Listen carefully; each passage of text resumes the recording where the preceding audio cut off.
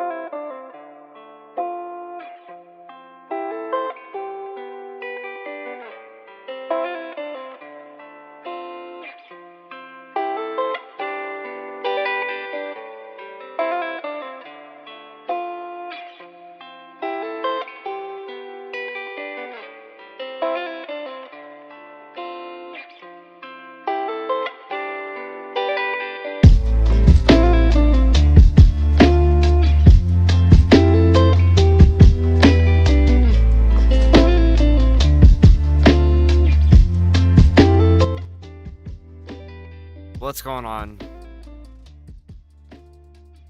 Let me get sure chat works, everything's good. How's everybody doing?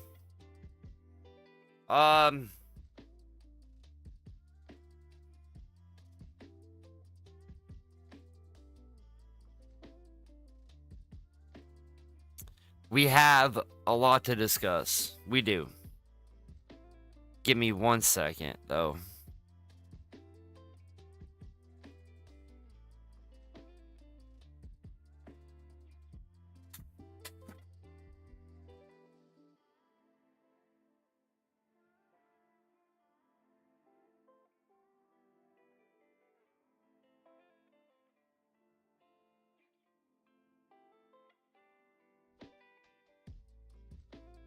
Okay.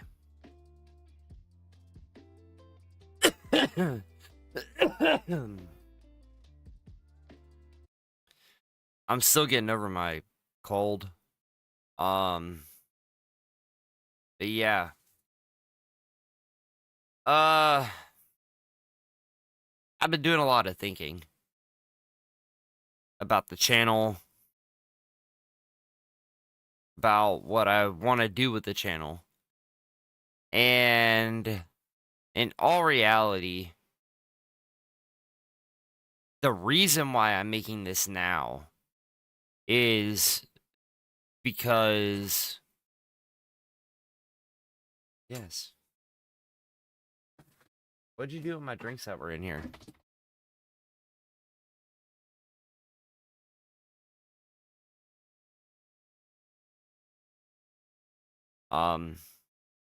The reason why I am choosing to fix what's going on with my channel right now is because of a video that Random dropped today. And Random isn't the only one that feels that way. I do. I think I made a very big mistake on this platform thinking that I could do multiple things on a channel and not be within a niche subject and think that I was still gonna really succeed on this platform. I thought that no matter what, I was gonna be able to get through. But I don't think that that's the case anymore. The more I think about it, the more I look at my analytics and the things that I'm seeing from my live streams versus my videos, and even like my commentary and things like that. It's a big difference. And I don't think that I should be doing any more gaming related content on this channel anymore. I think it's a bad idea. I think that's what's killing me on the algorithm. I think that's what's ruining me from getting seen. I think it's messing up any opportunity I have to grow and to thrive on this platform, which is what I want to do.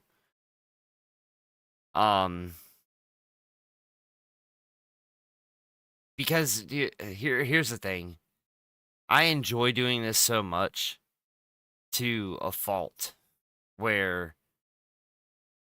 I'm doing more for this channel than I am doing anything for my real job.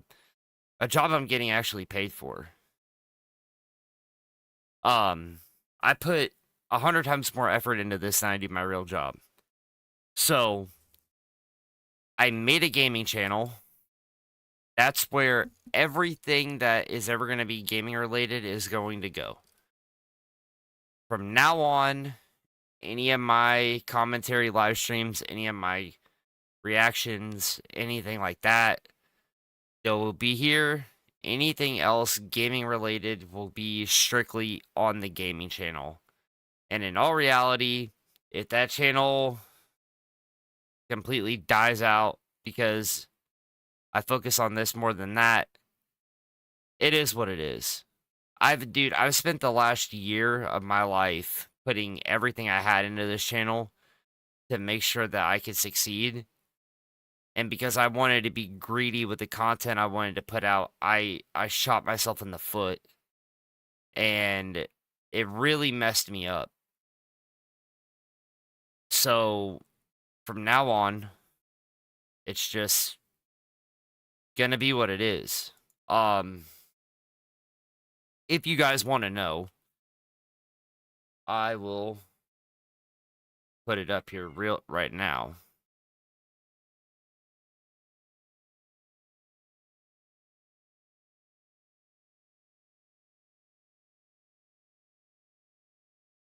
Well, well, that's the thing, Logix, is that I I I believe you to an extent, but if you look at the performance over my videos compared to what they were at the beginning, I shouldn't have to fight for views on videos like I when I didn't really have to before. When I had 26 subs, I could easily pull off 150, 300 views and it was no big deal. Now I'm lucky to even hit 50. That's where I think I'm messing myself up because I'm not getting pushed nowhere near as much because my channel is so diverse. They don't know where to put me. And I think that's what's screwing me up. And I can pull it up. I'm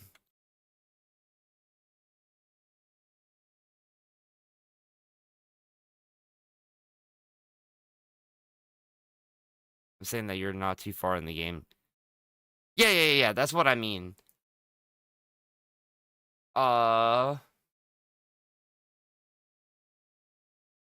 So this is the channel. I am going to try to stick to a schedule of 2 videos a week and at least 2 streams a week. Try to. That's gonna be like my goal for this, as well as trying to do streams for this channel and do videos for this channel.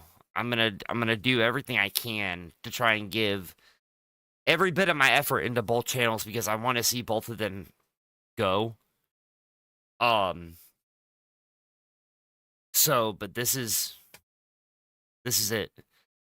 I watched that video from random, and before I even finished the video, I started making the profile. I started making my banner. I went and added the channel on. I had to. So that's where I'm at with that. Then, as far as anything else is concerned, I am going to start trying to do 2 live streams a week for this channel instead of doing 4. Well, more like 5. I usually do 5 live streams a week on this channel. But, I'm gonna knock it down to 2, but then have 3 uploads. And my uploads will be on the weekends. Because I work Friday, Saturday, Sunday. So, if I can get 2 live streams in during the week and then get myself 3 videos to post, one for Friday, one for Saturday, one for Sunday, that'll keep me in a loop that I should be good. And then whatever days I'm not working on this, then I can work on content for the other channel and then get that getting that worked out. But for the gaming channel, as of now, I'm going to clip up and re-upload the VODs from the games I've already played on this channel. So my Kingdom Hearts 3 playthrough is going to get clipped up and put out in episodes. So the gaming channel is going to have videos being uploaded almost every single day at the same time, because I'm going to clip up these 3-hour VODs into like 30-minute episodes and dispersing them out 6 days a week, 7 days a week. It don't matter. And just running that up until I have all of that uploaded, and then my Black Myth Wukong playthrough, get that uploaded. My Grand Theft Auto 3 playthrough, which I still haven't finished yet, I'm gonna clip up what I have so far in that, and then I can go back and then start where I left off, just making normal videos for it, and then that can be uploaded as well. So I have content to put on this channel, and as soon as the content gets uploaded on this channel, those live streams are going to get deleted off of this one. Because I don't want to have anything like that on here anymore. I'm going to leave it all alone. I'm going to get rid of everything that isn't anything to do with what I want this channel to be. I want it all off. So I'm going to move it all to a different channel so that way it's not lost. And just move forward with this. Now, what we are going to be doing with this channel from now on, I want to try and do at least I don't know how to word this, but I want to try and do at least one collab a week with somebody, anybody, it doesn't matter. Like, even if it's for like a 10-minute video, it doesn't matter. I want to try and just,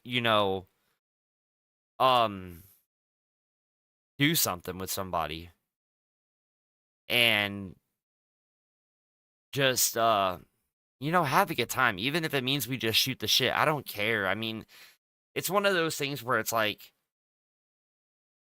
I'm gonna run out of things I'm willing to discuss, and I'm not just gonna throw content out that I really don't care about on topics that I don't really care about, because either I don't know about it or I just don't give a shit on. And I'm not just gonna speak on things just to speak on things. And you guys are gonna get fed up with me talking about Tectone and Stevie Knight and Asmongold, and it's gonna be a wash over time. Even though I'm never going to let up on those guys, I want to have something in between there that's, I don't know how to explain it, but I want to have something in between that's like something with somebody else where it's not serious, where we can just shoot the shit and have a good time. So that way it kind of breaks up from the monotony of what I'm doing with all the videos that I'm trying to post. So I just want to try and make this as serious, but with as much fun as possible. And I want to evolve this channel past what I've been willing to let it be. Because I've already put so much work and effort into this. I want to see it thrive. I want to see it succeed. I want to do everything in my power to get it there. And I think I have a game plan for it. I've just got to implement it and get it out there. So, for the people that are, here and listening, and I will probably cut this and then re-upload it as an individual video afterwards, because we're going to do some reactions after. But it's like, man, I appreciate anybody who's ever subscribed because especially putting up with the bullshit that I've been putting out for the past like 3 months when before that I was giving you guys like legit content and then I kind of stooped down and decided to just treat this like it was nonchalant and just didn't take it as seriously as I should have. Um I still appreciate you guys for sticking around because I did lose a few subs over it and I'm not going to be upset about it, but it is what it is. And the only thing I can do is improve and do better from this point forward. You know what I mean? Um, but I do appreciate people sticking around and, um, sky's the limit from this point, man, because I'm not giving up. I'm never going to give up. I'm never going to give in.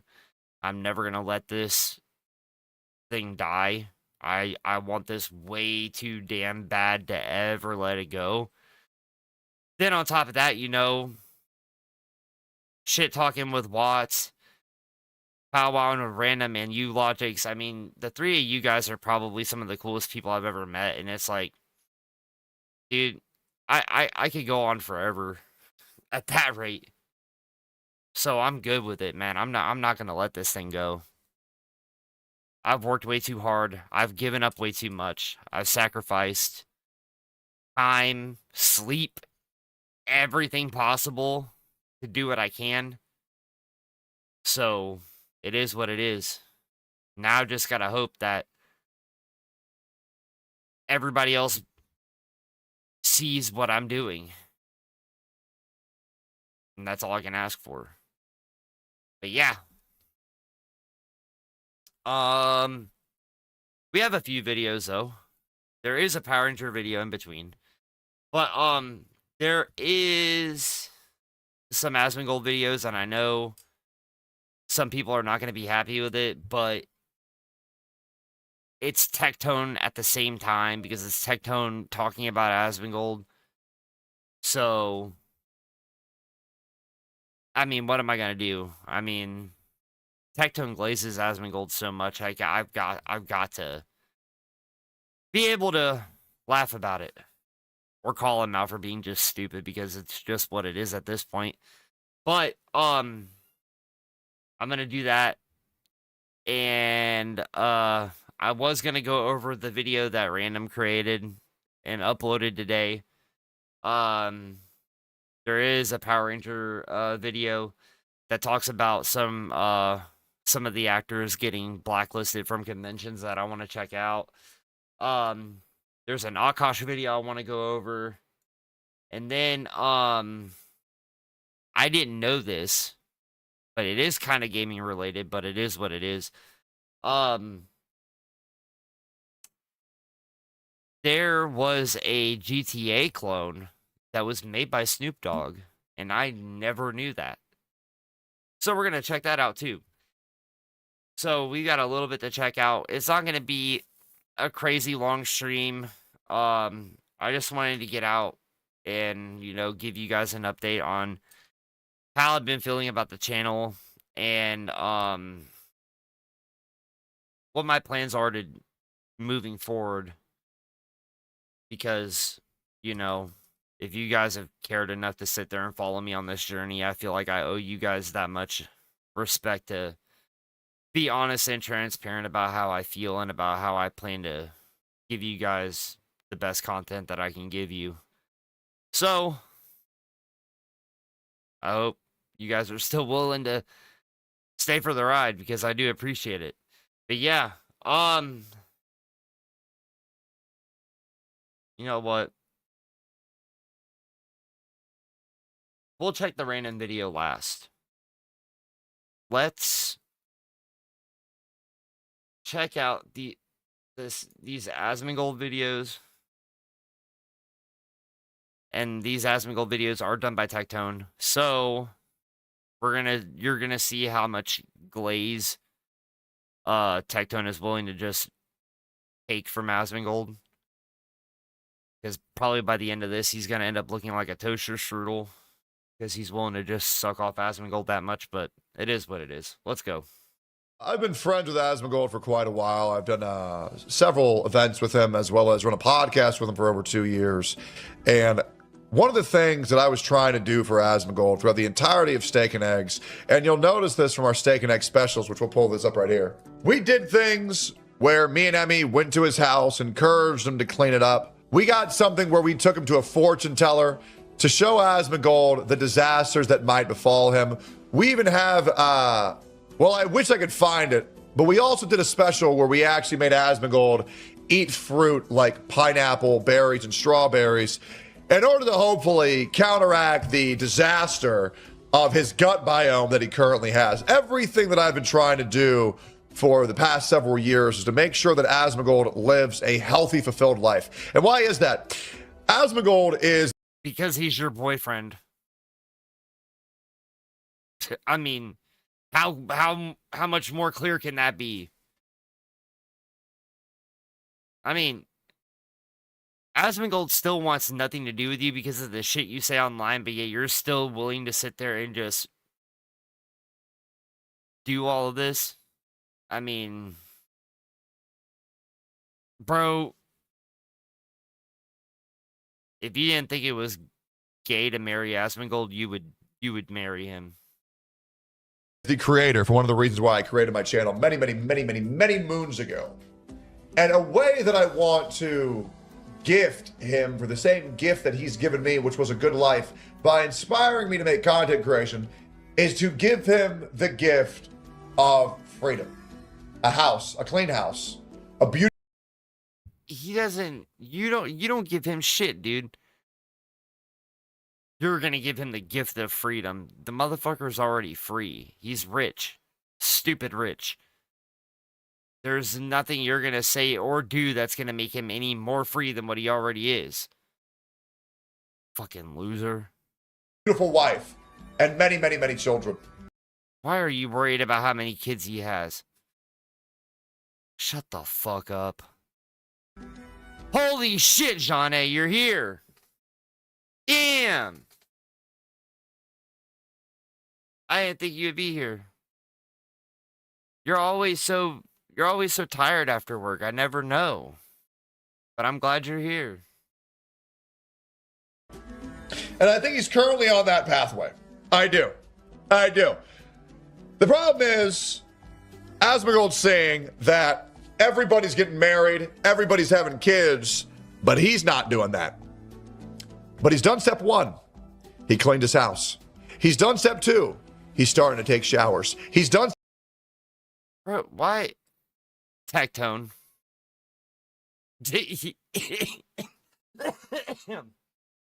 You know who it is, Johnny, because you got mad at him along with me the last time I reacted to him. He got you so mad that you forgot who he is. It's fucking crazy.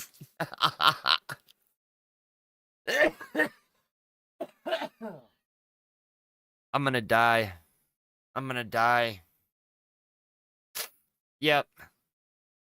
Now it's just him sitting there, wanting to throw Asmongold to the very ends of the earth. It's like, he's sitting there, oh, I'm so proud of him. He's showering, he's cleaning. Oh, my daddy boy, he's cleaning. Oh my god, shut the fuck up. Just spoon him already. He's not mad about anything. He's so happy for Asmongold.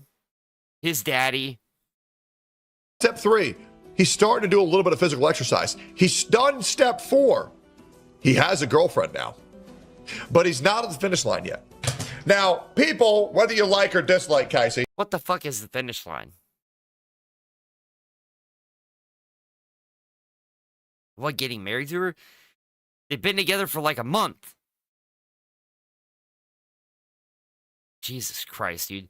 The fact that this guy cares about where Asmongold is putting his stuff, who he's fucking, Asmongold does. Apparently she likes nasty, disgusting human beings, but apparently her being at his house all the time has made him fucking man up and start cleaning up after himself. Apparently he's been showering, he's been cleaning his house, he's been He's abandoning the Roach persona. No, no, she's not. She's actually not ugly at all. He's actually destroying his own kingdom. Yeah.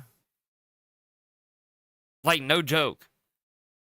Like, she sat there and made him do all of his dishes. She made him clean his room. She's making him shower, like, religiously.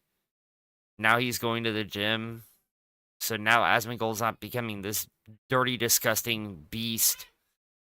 He's actually becoming a human being. And it's crazy to see. But Tectone's gonna sit there and act like he's the one that did it all. And it's like, dude, Asmongold doesn't want anything to do with you. Well, yeah, because if you want to clap some cheeks, you're gonna have to step up and clean.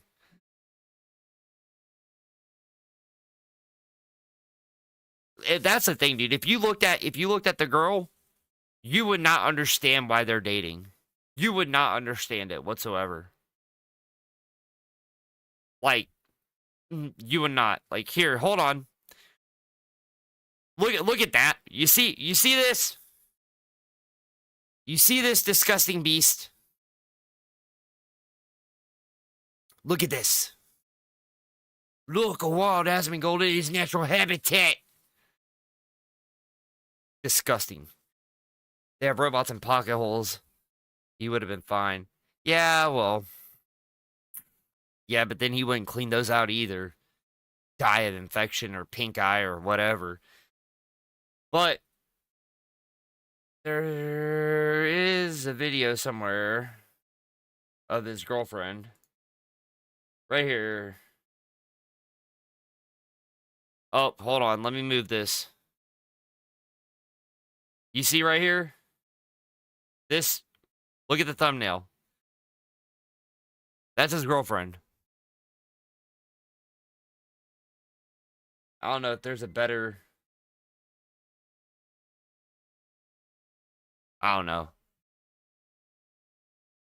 Because Tectone is... I'm covering it because Tectone is so obsessed with Asmongold. It's ridiculous. It's so crazy how much he wants to be in every bit of Asmongold's business. It's obsessive. It's insanely obsessive. Here's one thing that you can acknowledge. Kai'Si's a bitch. Now, you might see that as a bad thing, but the reality is Asmongold is one of the most stubborn individuals I've ever met in my entire life. Getting him out of his house every week to come record Steak and Eggs every week was already a pain enough as it is if I didn't bribe him with Dr. Pepper and beef jerky. Kai'Si needs to be a bitch to get Asmongold to actually do something. Asmongold is a spoiled little boy, and he needs a spanking. He needs a big spanking. Oh my god, dude. Fuck off. You fucking... Oh my god, I can't do it. I can't do it. I can't do it. He's such a fucking weirdo. Or you can't look at vaginas without crying, and you're sitting there trying to get hypersexual about some other man with a woman. Good God. What the fuck is wrong with people?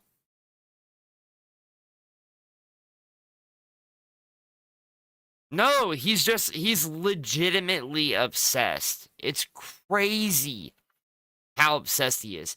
You want to know how obsessed he is? Look at this. Asmongold. Asmongold. Asmongold. Asmongold. Asmongold. Asmongold. Asmongold. Asmongold. Asmongold. Asmongold. Like no joke. That's how many he's posted in less than 2 weeks.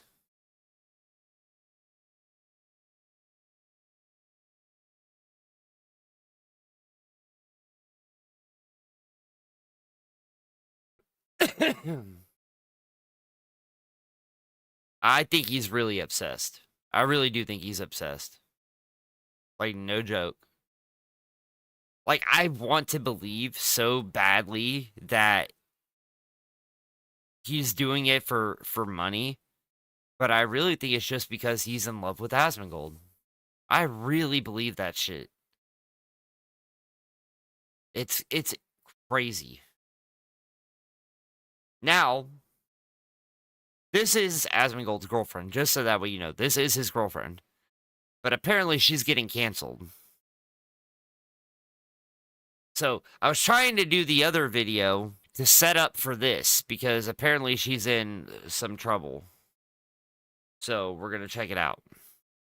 Welcome back to a series so cheap, even Asmongold's $2 steak subscribed. In today's video, Asmongold is in big drama with his supposed girlfriend Kaisi. After she found a dookie stain in his toilet, things have escalated further. She found a cockroach head in his fridge and ate his infamous $2 steak. People are trying to bait her into talking about politics and calling her a Nazi on Twitter. She has responded. Kaisi has exposed Asmon for not washing his hands, and Twitter is baffled at this relationship. Twitter is back hyperfixating on race and Asmon being a white guy and her being an Asian girl. Asmon has responded to the simping allegations and claims you simply need to find a woman worth simping for. The wokest people like Hassan are now being extremely misogynistic, calling her a sex worker, with others saying she's a foreign agent. Hassan is now talking about being a streamer university professor and teaching crisis management and PR. More like dog shocking 101. He's back crashing out over Asmongold, calling him dumb and saying viewers gravitate towards relatable dumb people. What a prick. He's talking about taking legal action against Destiny and getting a restraining order. He's back lying about me, claiming my most popular videos are all about him. We have responded with the actual facts. He is nowhere to be seen. Subscribe or you find a cockroach head in your fridge. Nasty. You're cocked. Let's up those numbers! Now let's begin. Right, so Asmongold is in big drama involving his girlfriend Kaisi. Basically, recap, it all started when she pointed out there's a dookie. I can't believe.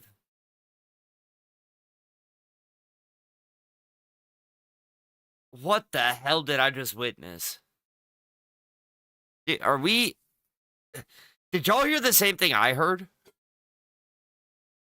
That was a lot. Like, that was a lot to take in. In a minute, that was a lot to take in. Good Lord.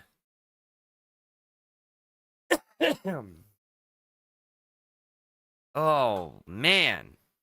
That was crazy.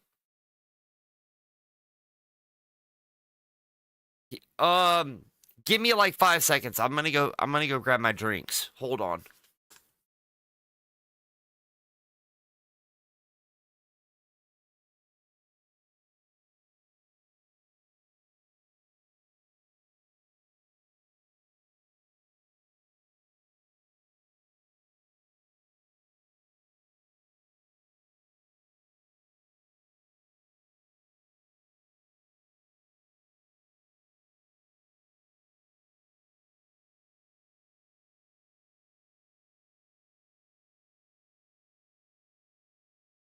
What's going on, Jay?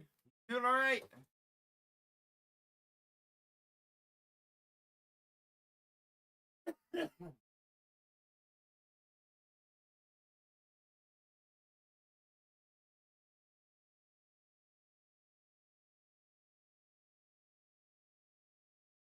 You missed my speech.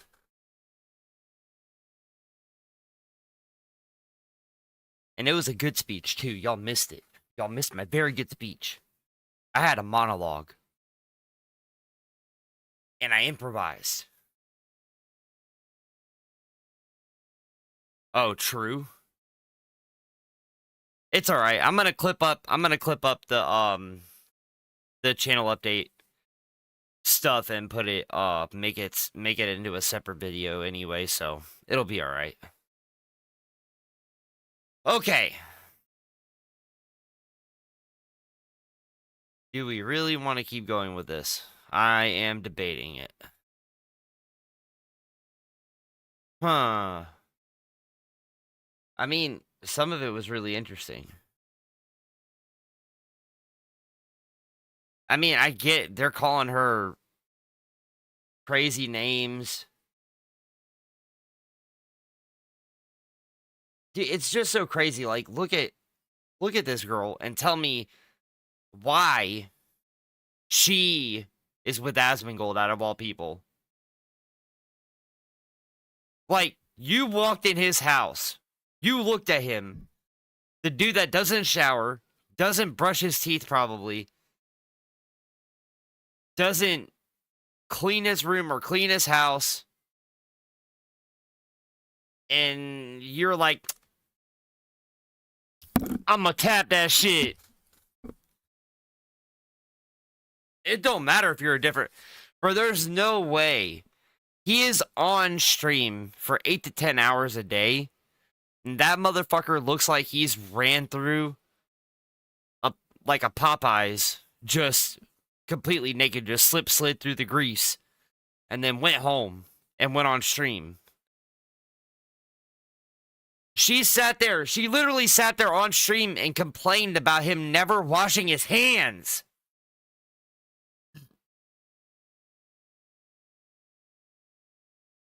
Like, she literally bitched about him not washing his hands. Now what? The fucking, you're getting UTIs and shit? You had this one lined up. Dude, it's crazy.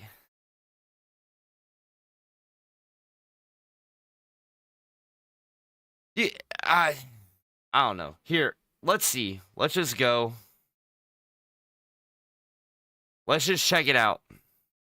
His toilet. This went very viral. Cap. It all started when she pointed out there's a dookie stain in his toilet. This went very viral. What happened to your toilet? It's unusable. What? There's like the biggest dookie stain. No, there's not. Then they started doing random stuff like karaoke, Maple Story, and her buying him Chipotle. Wait, who the Hold on. Hold on. When did people play Maple Story? I haven't heard that shit since middle school. Damn. You say I'm crazy because you don't think... I'm not a singer. Does this taste like cyanide? Motherfucker, that wasn't even trying to sing. You were just talking. Like... Oh, I'm not a singer, but... yeah, but... You weren't even attempting. What's that? Never mind. Oh my god. So is it good or not? It's delicious. Thank you so much. I really appreciate it. Hassan responded implying that she's a prostitute and sex worker because, you know, misogynist. I thought you were pro sex work. I am, but not all sex work is equal. You know what I mean? Basically, weirdos on Twitter started projecting hard, coming up with crazy fantasies, taking it super seriously, and that finally brings us to today. More clips are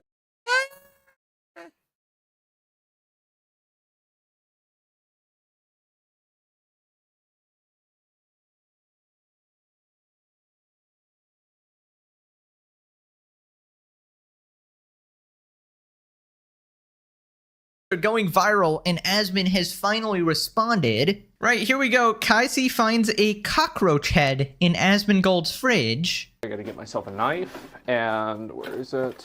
Wait, your fridge Okay. is very clean. No, the hell Yeah, it it ain't. is. Of course it's clean. No, never mind. No, it's not. Is Wait. that a cockroach head? That's a fucking cockroach head.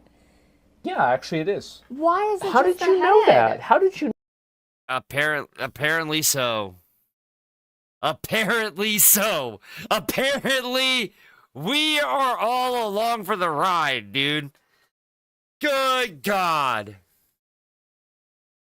She is literally calling him out on all of his shit. Like, bro, you don't scrub the fucking toilet after you shit. You left shit in the toilet.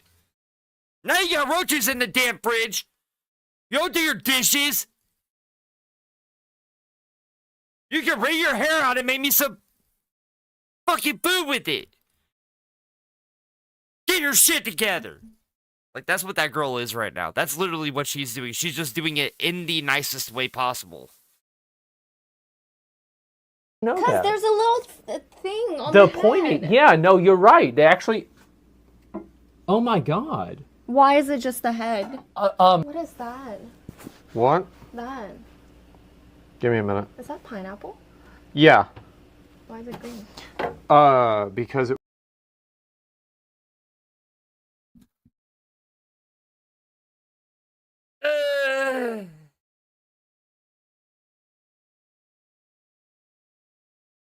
I gotta retreat. I gotta retreat. You hear that shit? She said, "Is that pineapple?" You say, "Yeah, why?" "Yeah, why is it green?"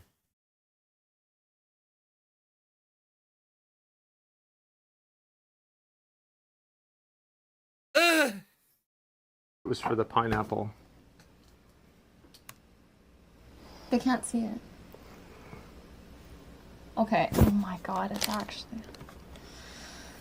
No! Get away! Okay, what did I say? I called him Roach Necromancer. What did I say? I was right. Bro's honestly never beating the Cockroach Lord allegations. That is absolutely diabolical. But yeah, obviously, this is kind of expected from Asmongold. Taking a picture and shoving it in her face. I guess you just have to make her accustomed to the environment, right? It's kind of like rubbing guts all over you in order to blend in with the zombies. It's actually pretty smart. People responded, "I pray this woman actually turns Asmon into a clean, functioning human being." I mean, he did clean his room, and he did become cockroach-free for like an entire year. I don't know if that head Roach head in the fridge is a trophy. Toot!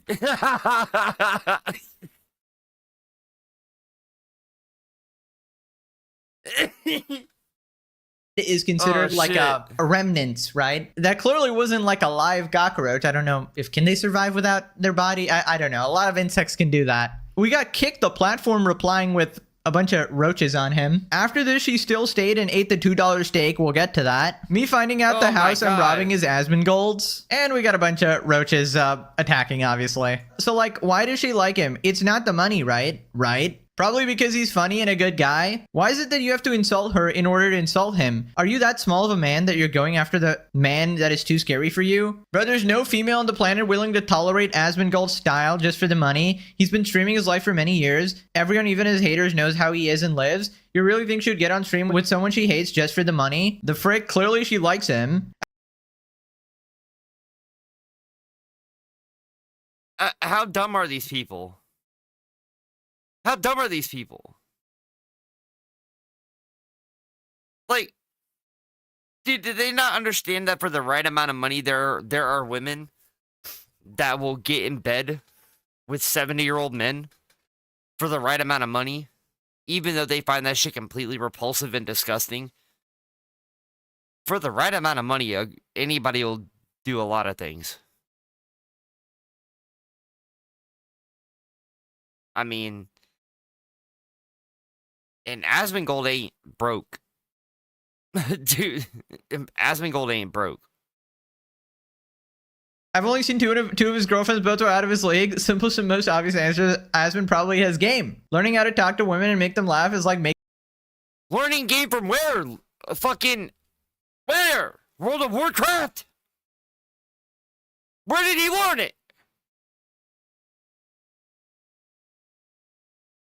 Oh yeah, I got game too. I learned it in RuneScape.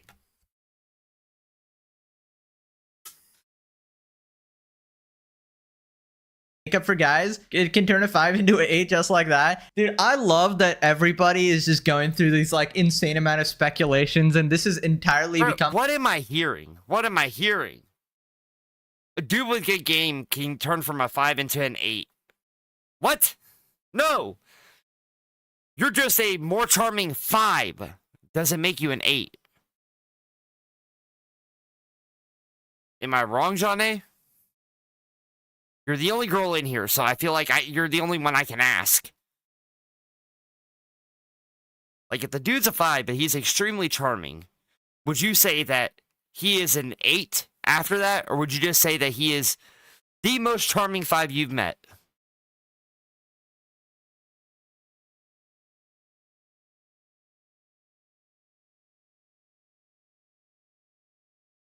I'm just saying. Sitting there telling me because a dude can talk smoothly, it bumps him up 3 points. Are you fucking crazy? You're crazy. He's pulling girls out of his league because the dude's got money. Like, they know. He runs a streaming group, owns a custom PC company, has a channel with 15 million subs, has ridiculous retention on his Twitch. Like,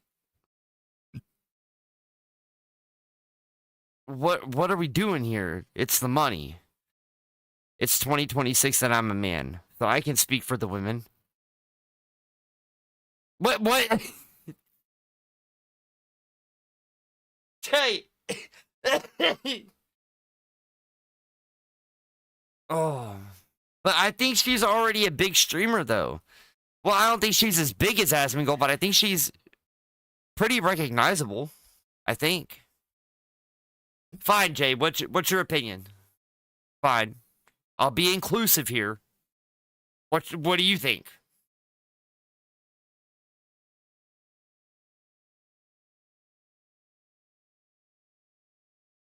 I can't remember. Let me see.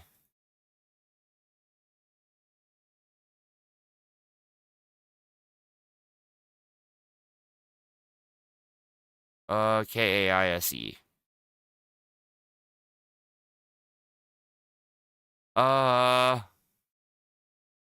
Let's see. Kaise, Twitch.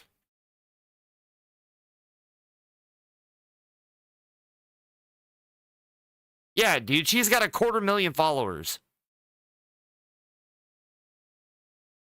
Yeah, dude. That fool of 3 true. She's got 250,000 followers on Twitch. So she's not like huge, but she's got a pretty good following. I don't know how to see how many subs she has, but I mean, all of her fucking streams are getting well over 20,000 views. Most of them are at 100,000. All of them are over 50,000. So, I mean, she's not doing terrible. She's got good views, and she's got a good following on Twitch. So, I mean, that's what I'm saying. I don't think she's doing this shit for the exposure. I think she's literally just doing it for the money.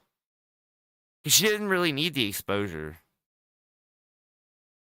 Like a whole spectacle. Obviously, I love it because I get content, but also it's interesting. It's interesting, and I love seeing like the woke squad just fucking mauled over this. Right?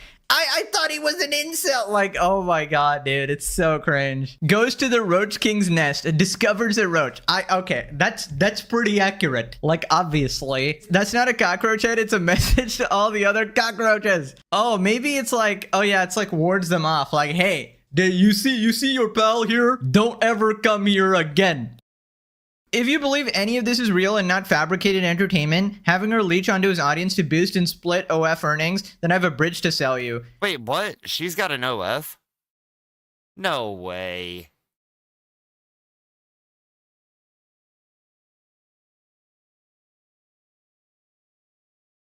Oh my god. Okay. Okay. I'm glad that wasn't on the other screen. Okay. Yes, she does have an OF. So now I feel stupid for not calling her a cloud shark. Because now it feels cloud sharky. It kind of does.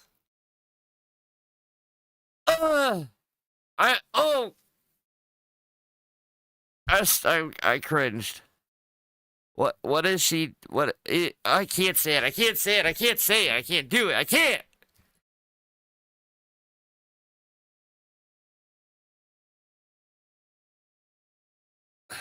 I'm traumatized. I'm traumatized. What? No, fuck it, man. All y'all deserve to be in hell with me. What if she's making content on her OF with Asmongold?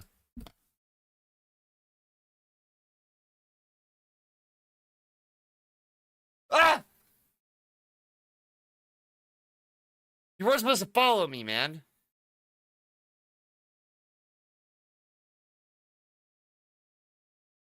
Do your job. Stop following me.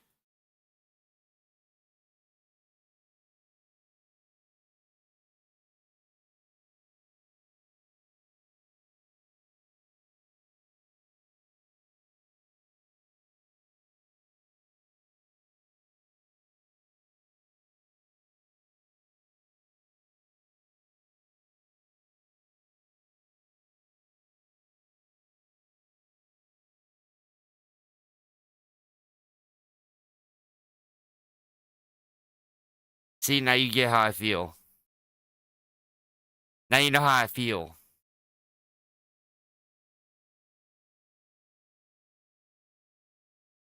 Oh shit, my bad. Did I eat? Oh yeah, I had grilled cheese. I don't know why I forgot that I ate.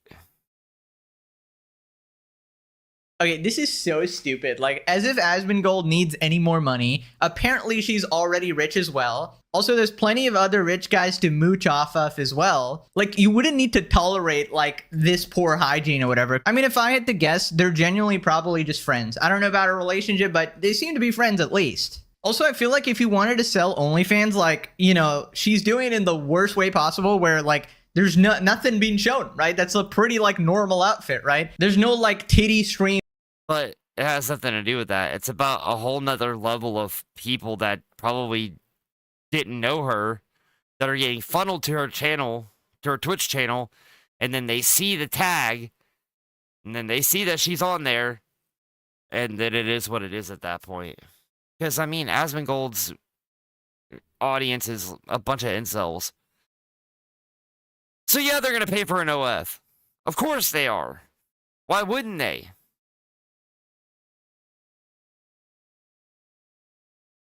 I know Jean A. I didn't want to believe it, and then I heard that and then I saw that she did OF, and I'm like, okay, now I get it.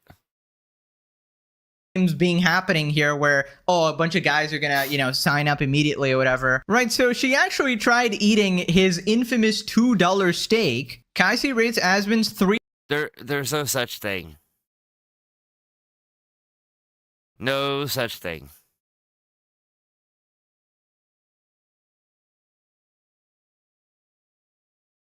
Bro, if you're not paying like $25 for a steak, it's not a steak. It's a mistake.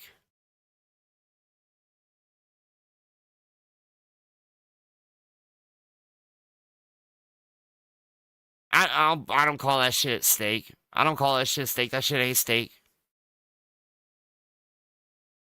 See, I was you don't believe the only lady in the chat. I'm not saying that, Jean A. I needed more context. It's not that I didn't believe you. I just needed more information. And then once I got the information, then yeah, you were right. $3.50 steak and potatoes. Wait, is this like inflation or something? I swear it was $2. Is this including the potatoes? Anyway, somebody tries to bait her into talking about politics. Can we get your thoughts on unchecked immigration? Not till tomorrow.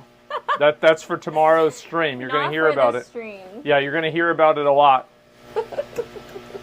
So we're going to cook. Bro, why the fuck dude, his hair looks so stupid. If you're not going to take care of your hair, fucking cut it, dude. This, it's very, very, very dark. This is a black steak. And Stop calling it steak, bro. Even the cheap, like, ribeyes that you get at Walmart are like $9. That's not steak. Don't care what you say. Don't matter to me. It ain't. No matter how hard you want to believe it, it ain't. get myself out a plate right here too. This right here, this is steak number 2. Look at that. Look at that. That right there, gentlemen. That is a steak. No, the fuck That it ain't. is a motherfucking steak. Wait, you didn't. Right here, gentlemen. This is steak and potatoes made by me. So this is for you. This is yours, and there is salt and pepper. This is actually my first steak of the day. It's my first. I've not eaten a steak today yet. Put this. Last stream, guys. This is it. It's over. Why do you make it so hard? What?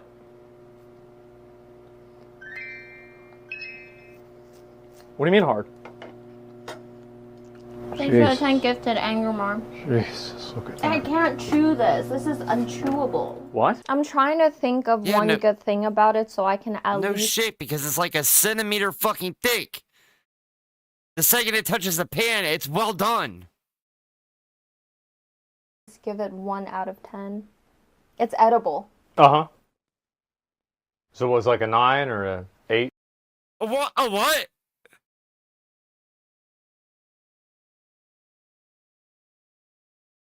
Bro, one of these days, I'm gonna record me making my filet mignons, and I'm gonna put this motherfucker to shame. He is going to regret ever saying that a steak that costs less than $5 could be a 9 out of 10. Because there's no fucking way. Yes. Right. So apparently the steak is kind of trash. I mean, I No really thought shit. that it was supposed to be like this delicious steak, but Bro, it costs $2!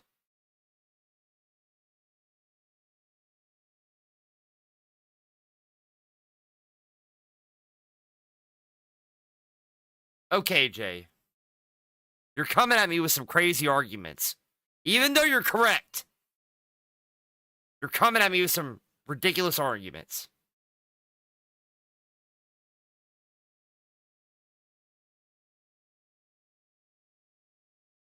Like, bro, this doesn't look like beef.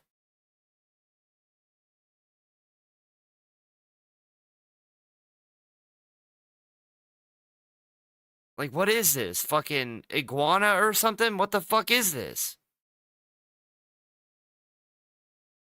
Like, mole? Fucking kangaroo? What the hell is this? Horse? That ain't from a cow. Is this guy's real voice? What, are you talking about Pegasus? Yeah. I know it's annoying. I don't know how much longer we're gonna listen to this. But I did want to hear about, where is it? About Hassan trying to sue somebody.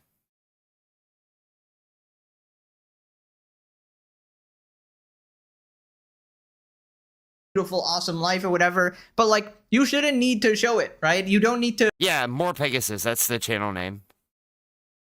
You don't need to prove yourself to anyone. Honestly, the more you show, the more likely it is to ruin your relationship because a billion people are going to start commenting about it. That puts a tremendous strain on any relationship choices. Every time Investor at Streamer University this year, I would do crisis management, ethics, and conduct. Nope, not that.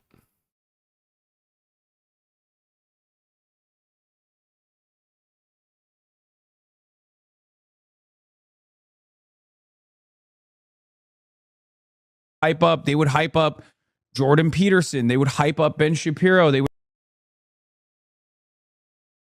Where's the...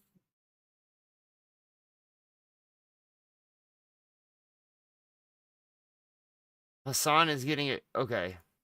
That bad that they're like, all right, it's not worth it anymore. Anyway, so apparently he's now taking legal action against Destiny. Hassan is considering pursuing a restraining order against Destiny, and somehow he brings me up. Yeah, I mean he will constantly get into trouble on his own. Like he just Oh my god.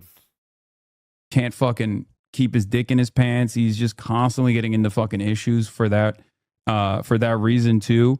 And then Oh, wait, hold on. Hassan, Why is it that Destiny fucking around has anything to do with you putting a restraining order on him? Every time he gets into trouble with another like neo-Nazi e-girl or whatever, he'll then turn around and be like, but Hassan is bad. And his fucking community is so used to that they genuinely don't realize what this dude is doing to them. Yeah, but your own community doesn't know what you're doing to them either. Like, bro, you grift just as fucking hard. Right? They don't realize. They're like, no, actually, as long as we can cyber stalk and try to fucking engage in mass harassment operations against Hassan, our North Star, then it's fine. We'll overlook all of the moral failings of this person whose cult we're a part of. Actually, just mentally ill behavior. And I do think that it is coming to a point where maybe a restraining order is in order. Yeah. His most popular video. Why? Y'all don't live anywhere near each other. Why the fuck do you need a restraining order? You don't live in Miami, Hassan. You live in California. Why do you need a restraining order? Like, please make that make sense to me. Make that shit make sense to me. Why is a restraining order necessary for somebody that's like 2,000 miles away from you? Really? Videos on his YouTube are just about you. Same fate as more Pegasus. Yeah. Bro, what the fuck are you on about? How do these people just lie over and over and over again over publicly available information? Guys, apparently all my popular videos are about Hassan. Okay, let's check that. All right, here we are on the channel. Sort by popular. Okay, we got Mr. Beast, Bobby Lee, Marcus Brownlee, KSI, random fat influencers, Jack Doherty, random TikTok girl, TikTok stuff, Just Stop Oil, Sneeko, random Twitter stuff, me.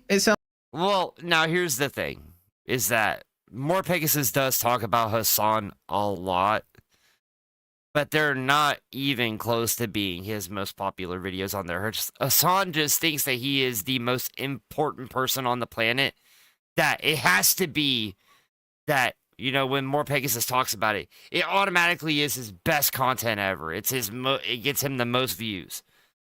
That's not the case.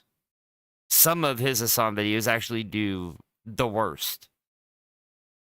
Some random Neon, Illumination, Logan, Sniper Wolf. Where is Hassan? Oh no, he's actually all my most popular videos. Literally cannot even find him. Okay, guys, I know the deal. It must be the main channel, right? Okay, sort by popular. Dumbest tweets, Roblox cringe, some kid getting bullied on TV, some McDonald's, Just Stop Oil, Mr. Beast drama, random cringe couples on TikTok, Gen Z videos, random Twitter stuff, blah, blah, blah, blah, blah, blah, blah, blah, blah. Wow, who would have thought? No Hassan. Apparently Hassan made me, guys. None of my popular videos. This guy's making me irrelevant at this point. Like, Yeah, that's kind of cringe. That's really cringe. Okay. I gotta go to the bathroom, but we're going over this Akash video. I don't know if Watts actually got to it on his live today, because I had to go do some housework, so I wasn't able to stay in the live. So I'm gonna watch it and we're gonna talk about it. But yeah, give me a minute so I can go to the bathroom, and then I will be right back.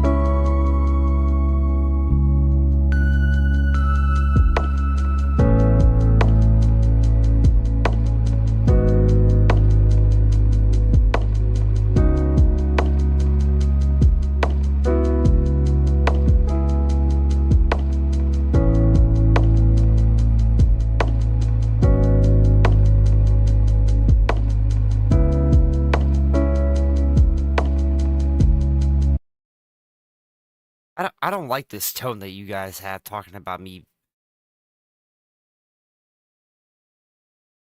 That ain't cool.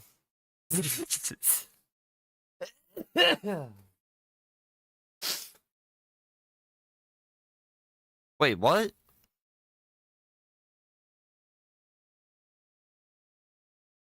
Oh shit. Good thing I don't eat salad.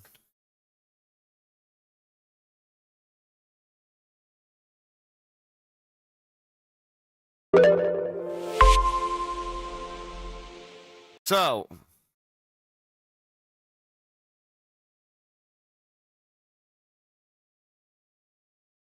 yeah, fuck, I don't eat a salad. I'm alright.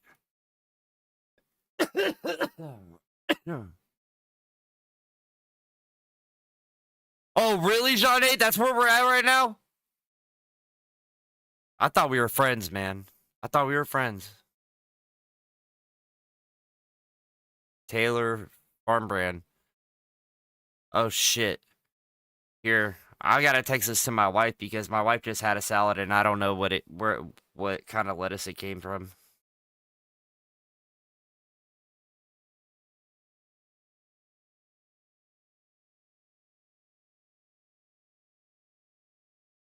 I'm about to call her.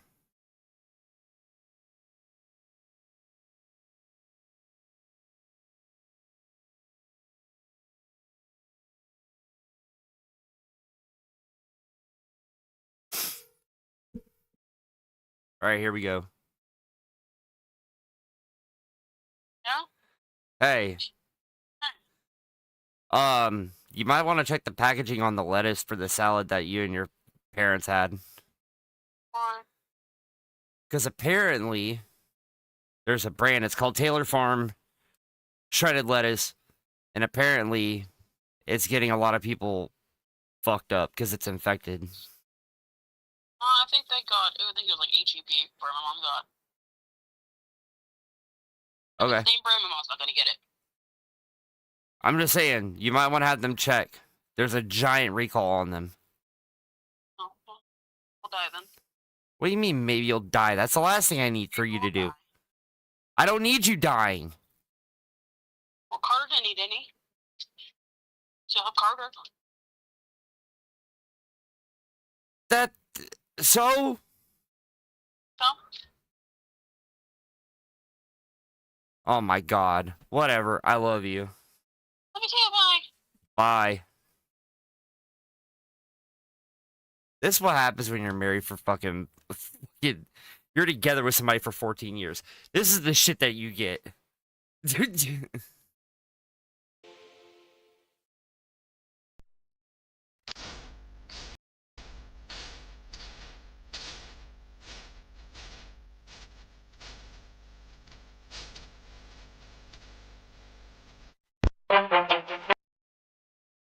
What, dude? Akash is shooting up GLP ones. No way.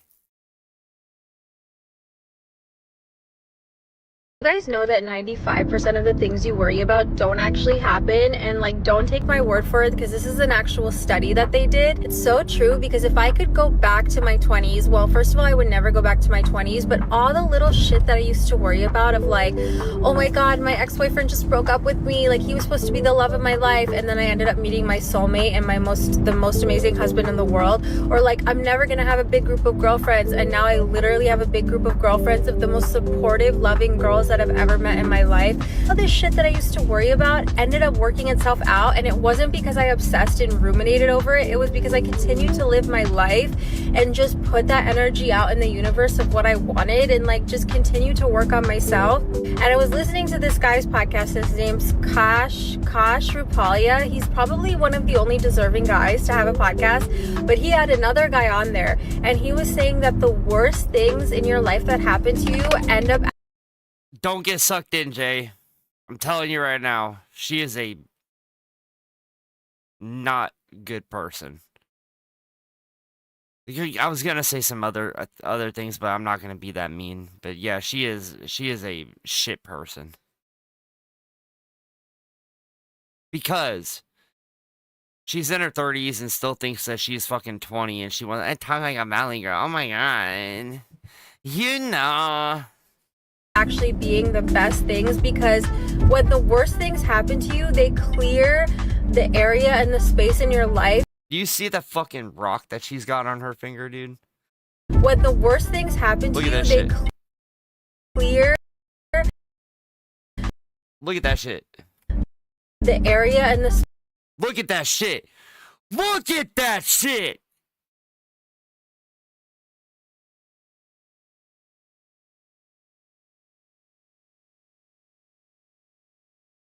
That's probably like a $30,000 ring. God.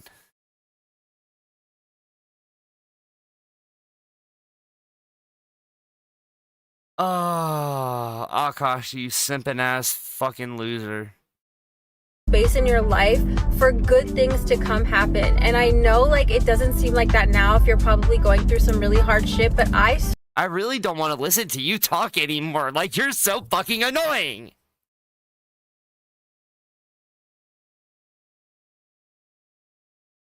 Like, is this all this is?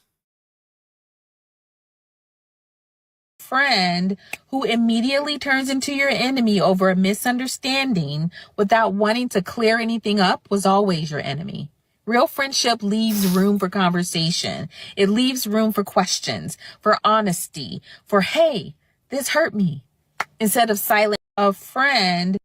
Akash Singh's wife went off on former toxic friends and is forcing Akash to take peptides to try and lose some weight. Oh, we got a lot to get into here. So she goes off. Bruh, I can't.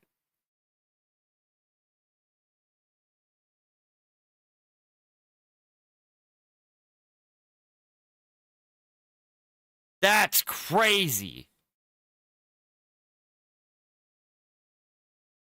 That's a whipped ass dude.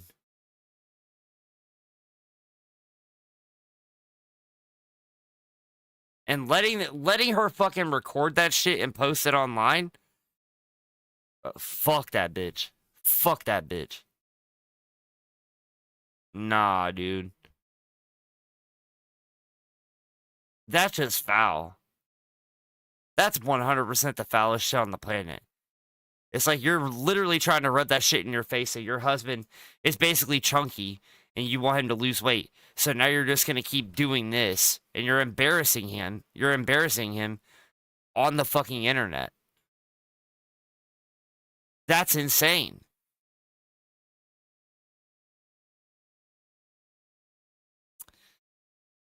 That's so crazy, dude. All right.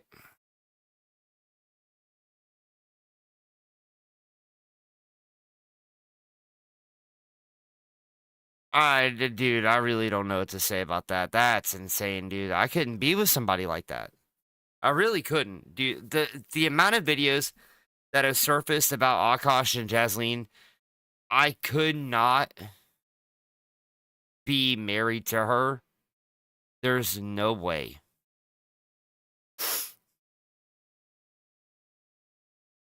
That's the thing, but that's not my point. Like, even if he's doing it safe, that's not my point. If she thinks he needs to lose weight, that's fine. But he doesn't need to take peptides, for one. He's got enough money to where he can get a home gym set up at his place and to have enough, like, workout equipment go with him on the road when he's doing his comedy stuff. He shouldn't need peptides.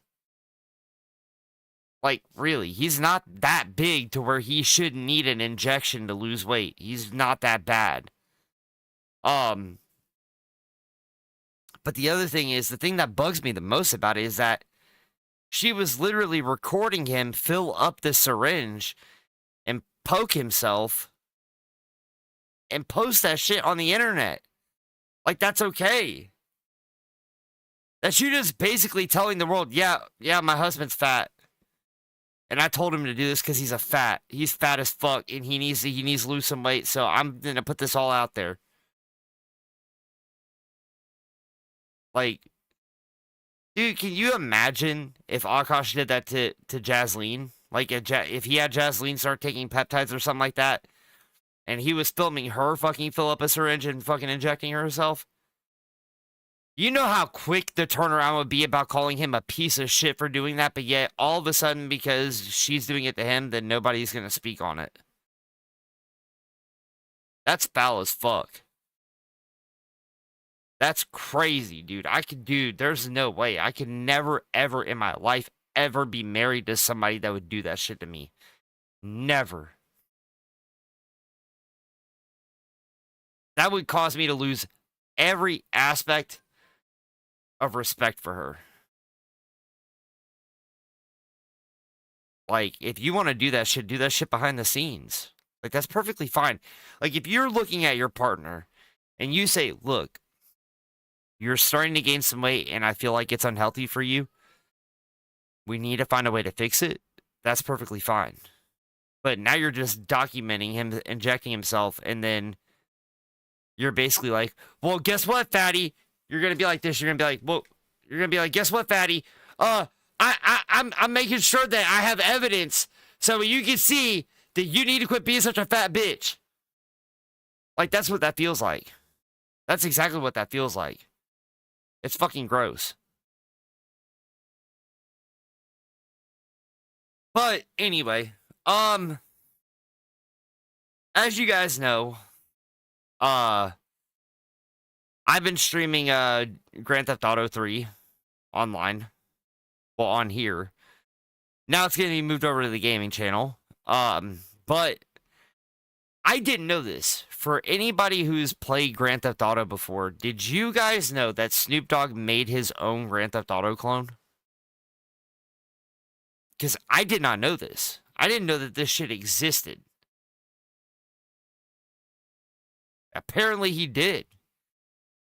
I did not know that this was a thing. Because when I was younger, I wasn't the biggest fan of Grand Theft Auto just because I wasn't allowed to play it.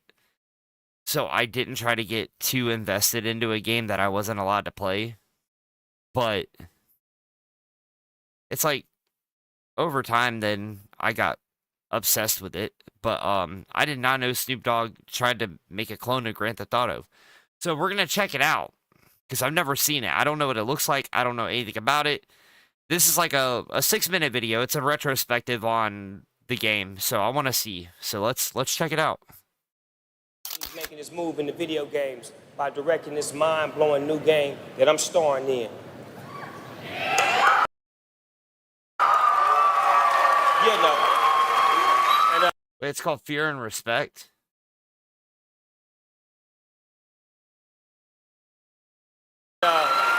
Midway Games is letting me give you an exclusive preview of it right now. Didn't I tell you Spike TV had the mad hookups? Alright, so you guys know that we love to explore some canceled games or dive a little bit deeper sometimes. And one that has really caught my attention for a few months now has been Fear and Respect. Oh and my it's one that I've God. wanted to get around to, and we finally were able to do so. So in the mid-2000s, during a massive surge of open world crime games, which of course was inspired by the success of GTA San Andreas, a new game was about to release with ambitions to kind of leave its stamp on the market. It was titled Fear and Respect. The project was announced in 2004 by Midway Games and immediately drew attention for its unique creative direction and its cultural focus. True. Unlike many of its competitors, the game aimed to deliver a more grounded and cinematic portrayal of life in South Central Los Angeles, blending interactive storytelling with influences from film and hip-hop culture, and Facts, Johnny. film being the key element here. At the center of Fear and Respect was a collaboration with Snoop Dogg, who would lend his likeness and voice to the main character, Goldie. The project was even elevated more so by the involvement of John Singleton, the director from Boys in the Hood. Singleton's role as a creative force behind the story was a way Wait, to... really? That's interesting. The guy who wrote Boys in the Hood also wrote this? Took part in this? That's interesting. bring authenticity and emotional weight to the game's depiction of South Central life. Players would have to navigate a world where their choices influence how they were perceived by others, building either fear or respect amongst the people around them, which obviously hence the title. At the heart of the experience was a That doesn't sound bad at all. That actually sounds pretty good. story on survival, identity, and power within a ever-changing landscape. Players would take on the role of Goldie, a young man navigating the complex social and territorial dynamics of South Central LA. The narrative was designed to reflect real-world pressures where every decision, whether to resolve conflict through violence or taking the higher road, would shape Goldie's reputation and relationships. Rather than following a strictly linear storyline, the game intended to offer branching narrative style, allowing players to That seems really interesting, though. Wow. Dude, I might have to pirate this and play it. That seems really interesting. find their path through alliance and their war against rival gangs. Themes of loyalty, consequence, and community were expected to drive the story forward, presenting a more personal story, especially one that maybe at the time these crime games weren't taking. Now, beneath the surface of this different design, Fear and Respect faced a series of challenges that would ultimately lead to its cancellation. By the mid-2000s, the open world crime genre had become increasingly crowded, with Rockstar Games dominating the space, obviously through GTA San Andreas, GTA Vice City, true crime was around, and it was... I forgot about True Crime. I forgot all about those games. Oh, shit. I remember looking at those games and damn. really competing against an established franchise. And this would place a immense pressure on basically any new entries, especially those that attempted to innovate and change the formula that was already pretty successful with different audiences. Now, at the same time, Midway Games was navigating some internal and financial challenges. The company was investing in multiple large-scale projects during a period of transition, a lot of people would say, in the gaming industry, as developers began shifting focus towards more advanced hardware and rising production costs. Oh, it got canceled. When Midway realized finding people who hadn't played GTA San Andreas would be problematic. Equally dubiously, it was also set to feature Snoop Dogg as the main character. Snoop may feel there's plenty of... Oh my god. But at 38, he's far too old to be jogging around South Central LA shooting people. What?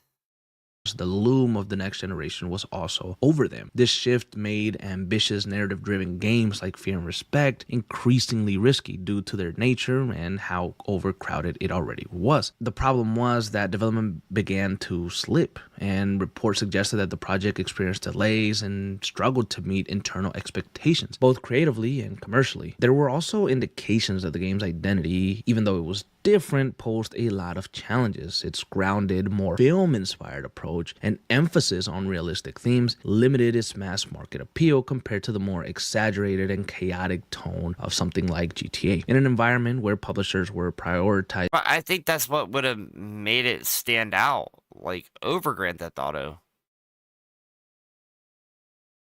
Like, I could be wrong, but I mean, in all reality, based on what this is coming off as, like, this seemed like a pretty good competitor to Grand Theft Auto. And in all reality, because Snoop Dogg was making the game, every iteration of the game could have just taken place with another character based off of another rapper, and it could have just kept evolving over time. It could have been great. more commercial success. I think this contributed a little bit to the game's cancellation. So by 2006, the combination of market saturation, internal pressures, development hurdles led Midway. That's what I'm saying. The storyline seems great. And like, can you imagine, because of Snoop Dogg's like connections in the music industry, like he could have done the next game after this with Dre. He could have done one with M. He could have done another one with like Ye, Pharrell, Lupe Fiasco. He could have went like all over the board. Like, It could have been a good competitor to Grand Theft Auto. Games to silently cancel the project. Now, again, no single factor was cited as the definitive cause of the cancellation, but the decision went on to show that nothing was guaranteed, even when you had a big name attached to a project. So I think that Fear and Respect was a unique looking game. That's why GTA probably did backdoor deals. What do you mean, Jay?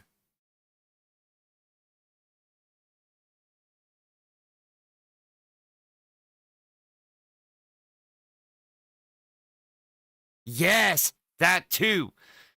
Can you imagine like every rapper, like when they're featured, like because this is the first game, it's starring Snoop, but Snoop makes an exclusive album that's just available in this game. Bro, the fucking hype that this would bring. This would have easily went neck and neck with GTA.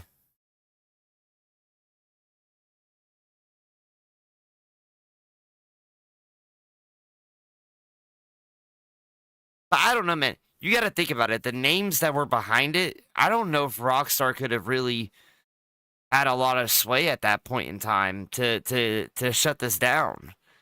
Because they were at San Andreas at that point, which that was their peak, really. But I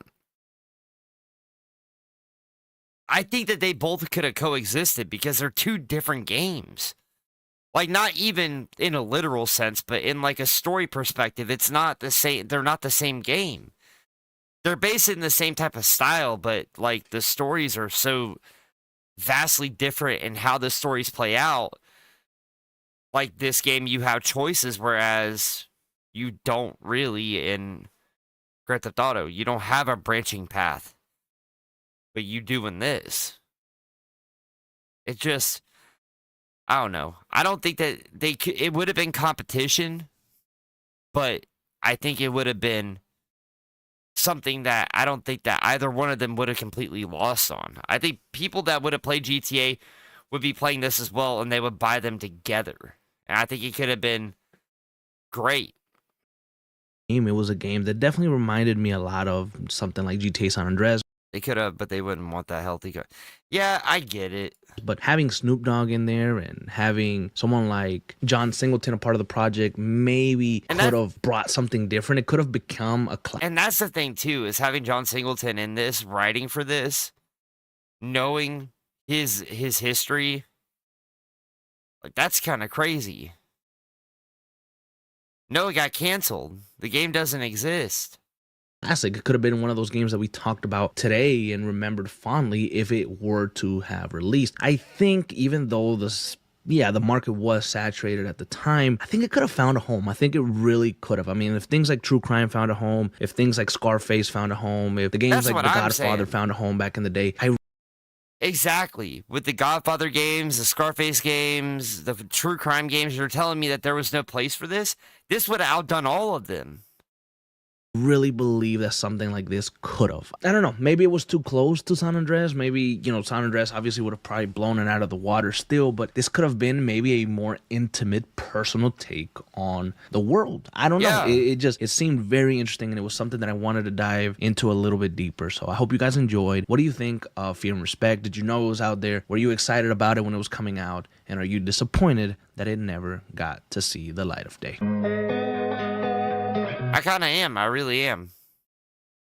That sucks. I wish that game would have came out.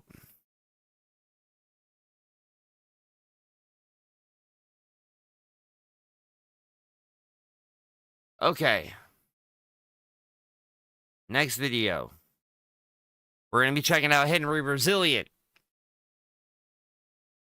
Talking about Power Rangers and why a certain Power Rangers actor who is a giant piece of dog shit. I wish Def Jam would have kept going. Facts, dude.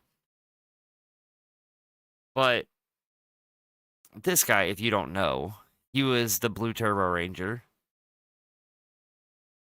He has been called out, had a lot of accusations put against him. He's a giant piece of shit. And he has basically been blacklisted from anything. Like, he can't go to conventions anymore. The Blue Turbo Ranger from Power Rangers Turbo, the kid. Right here. That's this guy.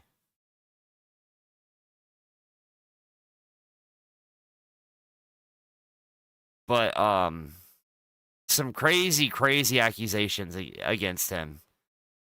About him having relations with... Yeah. Because Turbo was in the 90s. He was the first, like, child Power Ranger, like the first kid Power Ranger. So, but now he's an adult. And he still goes to, like, conventions and stuff like that, but now he doesn't because he's been blacklisted. And it's because he was accused of having relations with a girl that was underage. Selling edibles to people at conventions, scamming people on jewelry. He made some necklaces that were claimed to be in honor of Jason David Frank, who is Tommy, the Green White Ranger, and said that they were going to go to the suicide prevention place. He was going to donate all the money to that because he cared. Come to find out, those $200 necklaces were not real. There was no gold, there was no silver, there was no real gemstones. He was just upcharging people. Then on top of that, he took money, didn't send out any of the jewelry. Then come to find out he didn't donate any of the money that he made off of that jewelry. I mean, the list goes on and on and on and on and on how much bad shit that he has done. And he's just basically used his name by being a Power Ranger. He has used that to get himself ahead, to just take advantage of every fan that looked up to him when they were a kid. Yeah, he's a piece of shit. It's been brought to my attention that people think I control whether conventions book a certain Power Ranger or not. And I want to add some context to that. When you have, let's just take a look at Blake Foster, whose convention bookings have slowed up to a snail's pace. And you have to wonder, why is it at a snail's pace? Well, let's look at some of the things that have been brought out against him. Now, this is where Henry is going to give you the laundry list of things. Where's who from? Are you talking about Henry? I don't know. I know some streamers don't like him because he clip farms a lot of those guys. But I don't know where he's from, actually. Oh, the Blue Power Ranger dude. From Power Rangers Turbo. Here, let me,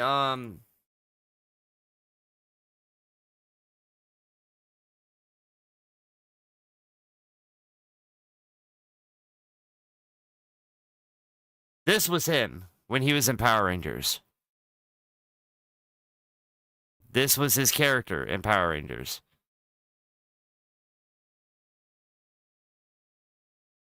Then he became this. He became a piece of shit.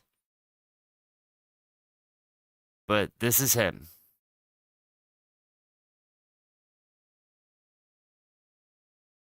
Sky Frank allegations, confirmations that have been brought out. Oh, where was he raised?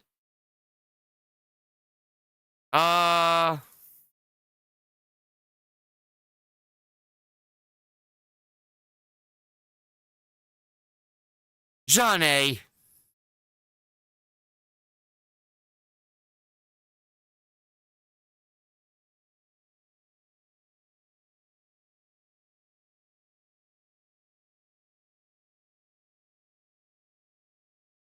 Oh, he's from California.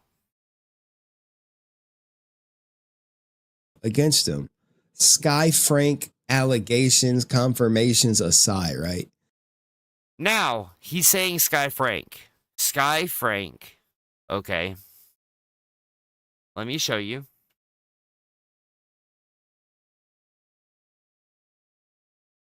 This is Sky Frank. Okay. She is the daughter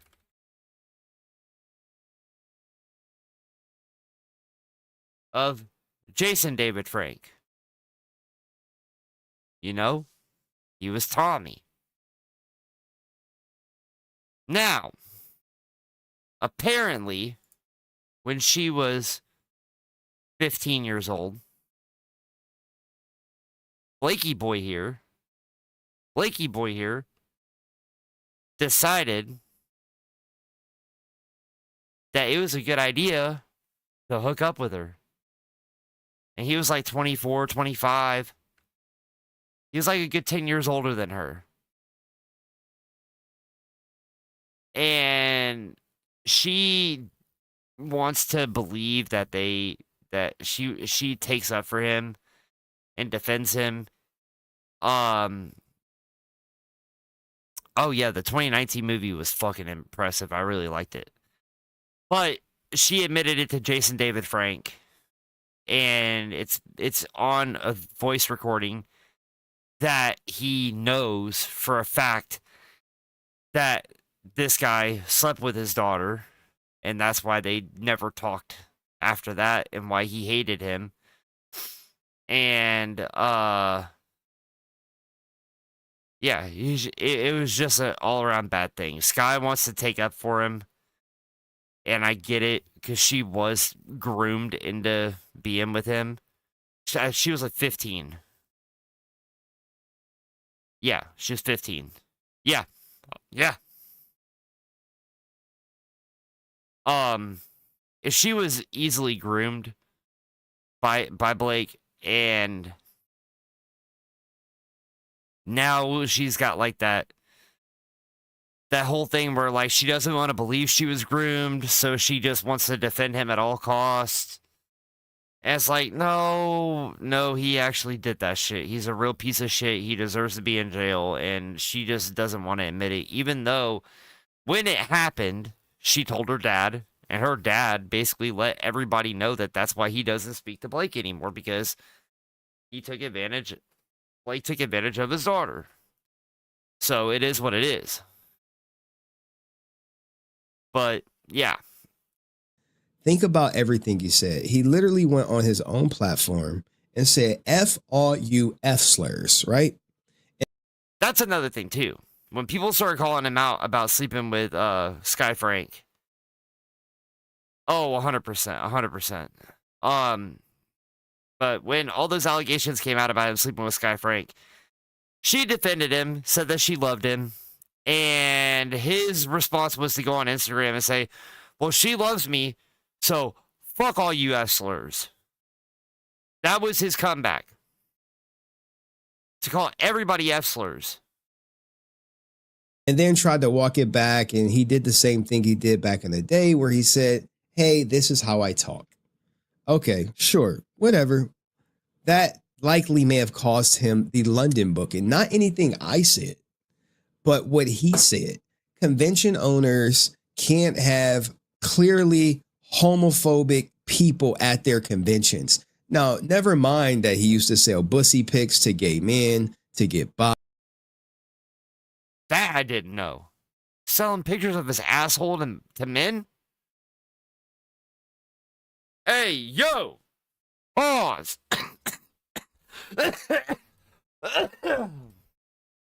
Pause. Big pause. Mega pause.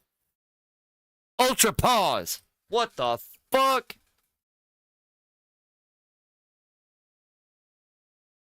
Jesus. That's not the case, right? They don't know that. But at the same time, they go on his page and they see him. Bro, the funniest fucking thing that Henry has ever done was You know those like fitness classes that they have on YouTube where it's just girls twerking and calling it a fitness class? Anybody?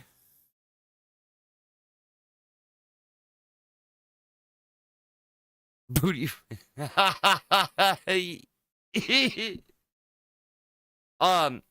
Well, somebody grabbed a video from that, AI'd his face on the girls doing the twerk workout.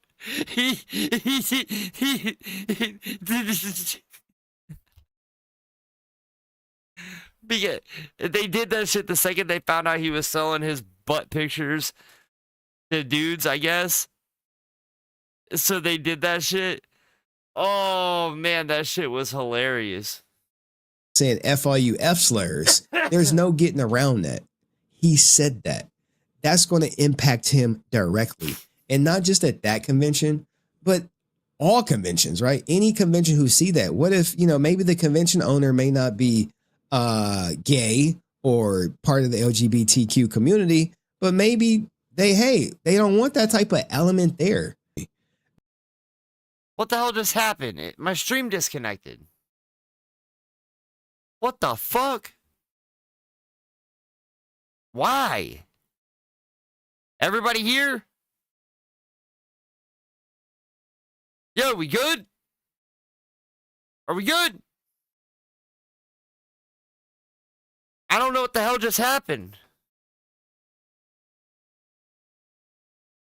Okay. All right, as long as we're good. Maybe a family member is part of the community and they openly don't want to support someone who talks like that at their convention. That's just him. He did that, right? Now, think about the convention owners who have come on the channel like Charlie and said, yes, this guy came late, wanted to leave early, smelled like weed, may have been drunk. I'm never booking him again. I want nothing to do with him or Aaron Coney or the Hustle Matters, anyone represent. That's the other thing, too. There's another, well, he's a fan-made Power Ranger. He's not like a legit Power Ranger, but he does do Power Ranger acting on his YouTube channel. Aaron Coney is a legit piece of shit, dude. That dude got another friend of his, went and started fucking with a girl, got her way drunk, then raped her. Like tag team raped her at her house. Dude denies that shit to this day. Like, it's crazy. Karen Ashley, who plays Aisha, the Yellow Ranger, in the second season of Mighty Morphin Power Rangers, she raised like a shit ton of money to fund a movie, and then just rug pulled out from underneath her all of her supporters for the movie. The guy who plays Rocky, the Red Mighty Morphin Ranger in season 2, he was accused of essaying somebody.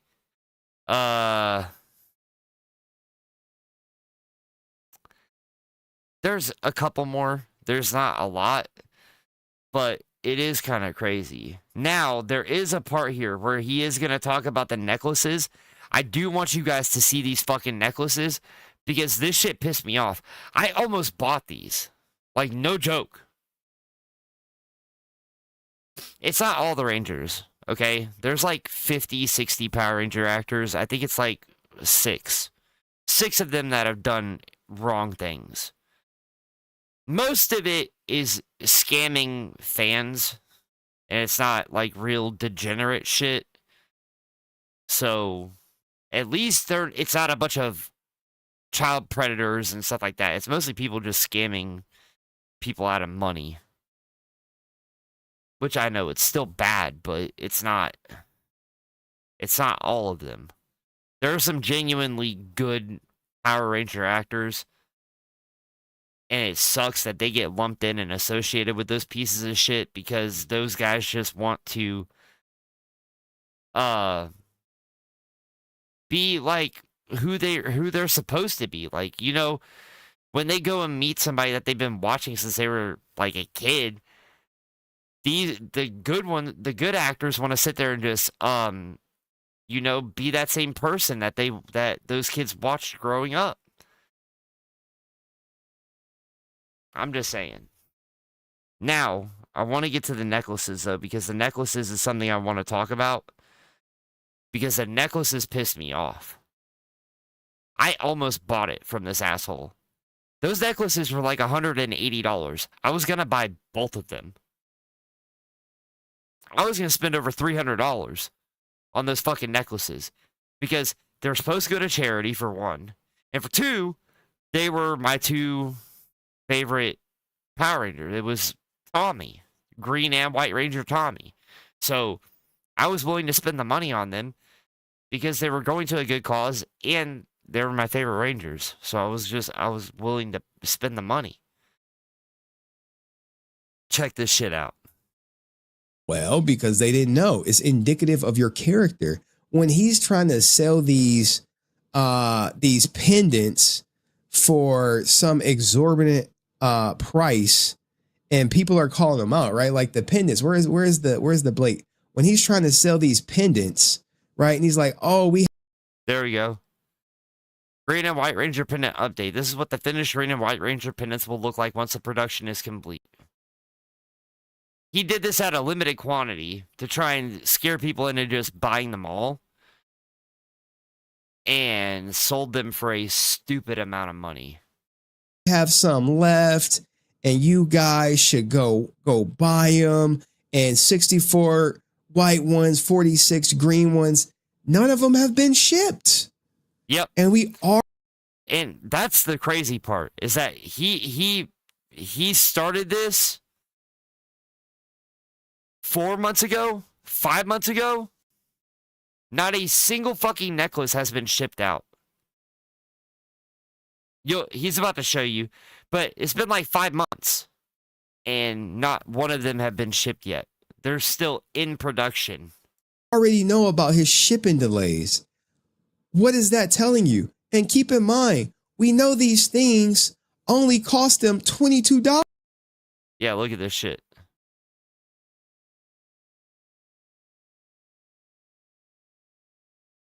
Apparently, they tracked the source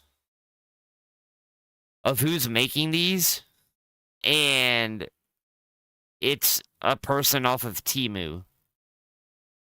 Like, no joke. They tracked it. They figured out where this is coming from, and it's literally somebody off of Temu. He's paying, I think it was like $22 a pendant with the chain, and he's upselling them for $180 fucking dollars. He's legit selling them for almost $200 a piece. Because he was trying to get a fan to invest, and he was like, hey, here's my DMs. Here's my DMs with Blake. He owed me money and was trying to get more money to invest in his $22 pendants that he's selling for $75 or $100 or $150. No, they were $180 because I was going to buy them. I know exactly how much they cost. I almost fucking bought them. And he's, buy one, get one free because they're only $22.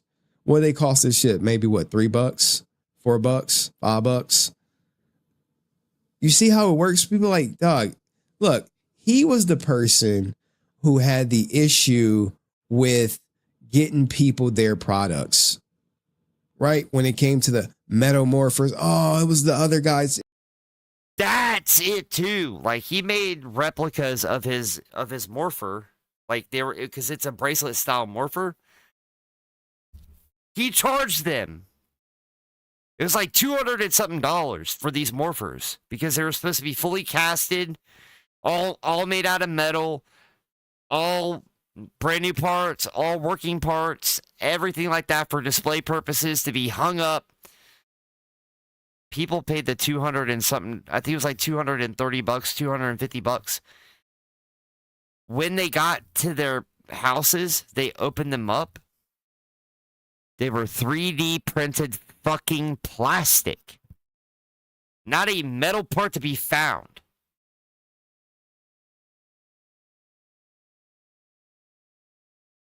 Not a single metal part.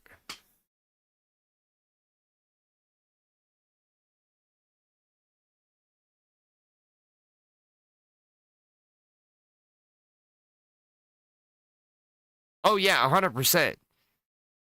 He cheated them all.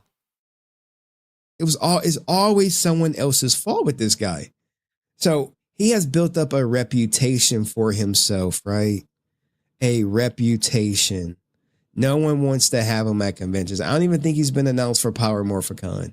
These circumstances. Here's the other Rangers that have done wrong to like fans and stuff like that. Take the goddamn PPP loan. Right? I never told him to take the goddamn PPP loan. Wait, hold on. For the actions that put them in these circumstances. Like, think about Austin St. John, right? Now, Austin St. John played Jason, the Red Ranger, in the very first season of Mighty Morphin Power Rangers. Just so I you never know. told him to take the goddamn PPP loan. I never told him to try to scam on the government. So if a convention no longer wants to have a convicted felon at their convention, whose fault is that? Is that? And that's because he took out a personal finance loan, and tried to finesse the government and then got charged federally for fraud. And he basically dug himself into a hole. Is that my fault or is that Austin's fault? You know, you think about like, look, Hector David Jr., right? Now, he was the Power Ranger Samurai Green Ranger. This dude ain't doing good. If they don't want to have him at the convention, whose fault is that? I didn't tell him to push that old man. And all of his whole criminal history came up. I didn't tell him to do that shit. This is before then. I just report the news as is. But convention owners don't even watch me. Facts. They find about after. They found about Blake. They found about me after they booked Blake. That's when they find out. And then you got these convention owners who like, yeah, we banned him because he's a fucking alcoholic. And he wrecked the convention last time. We're going to have him back. Okay. We got him back. And he does the same shit. And you're like, you know what? We're not going to do that. You hope these people change. But Blake been doing this shit for over a decade, dog. He been doing it over for a decade, tricking convention owners and booking them. It's time for him to just get a 9-to-5, dog. Just, you know, he's fucking selling peptides. He's like hustle, man. He's allergic to honest work, man. And he always has, and he always will be. But let me know what you guys think. Facts. That's crazy. It's crazy. That's not even the whole scope.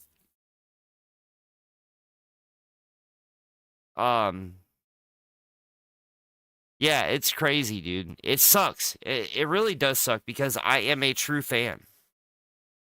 I am a legit fan of Power Rangers, and it really sucks to see that these guys that I watched growing up have just become terrible human beings. And it really sucks because it's one of those things that's like, you were the one that would get on TV and teach me to treat people the same, to not bully people or to not do this or to do that, or to always make sure that you honor your family, or you always make sure that you do right by this and this and this. Then you become an adult and you become a piece of shit human being, while the people that you were teaching those lessons to are turning out to be better people than you, and you were the teacher. That's what's crazy to me.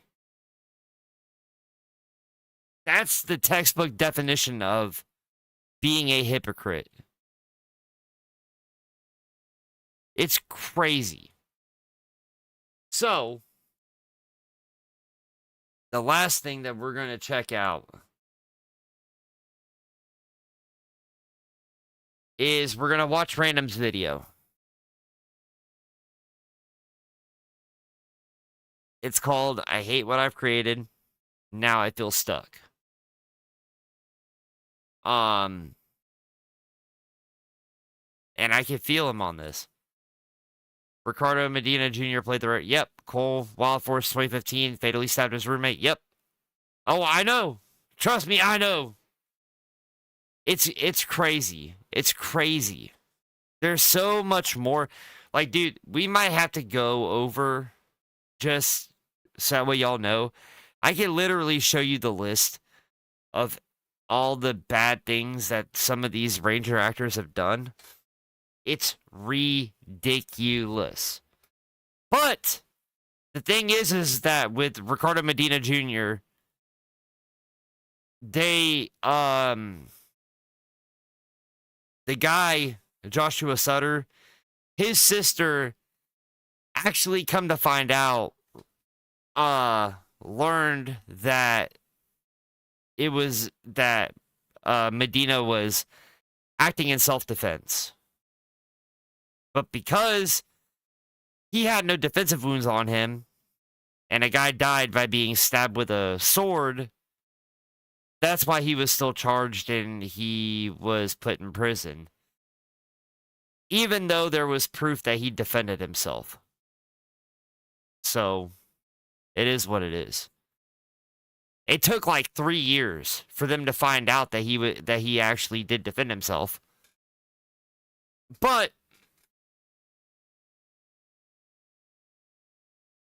Skylar DeLeon killed a guy over a boat.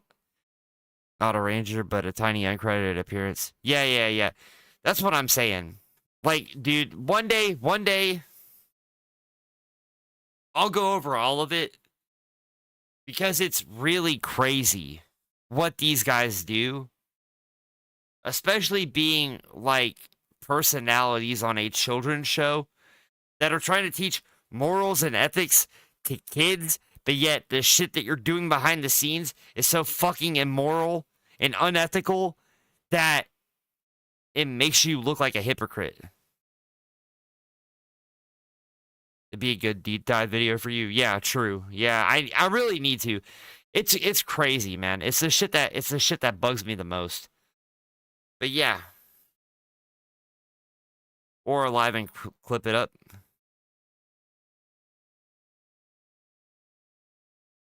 Drewski just did a skip over what you're talking about. Wait, what? What?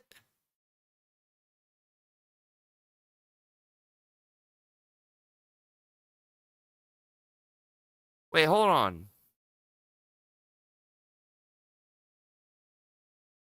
What do you mean by that, Jay?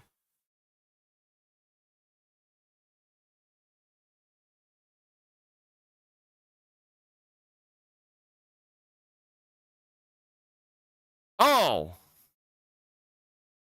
Oh, yeah, I saw that shit on Instagram.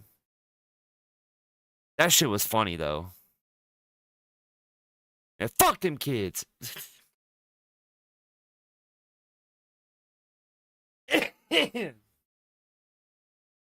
Oh, that shit was funny, though.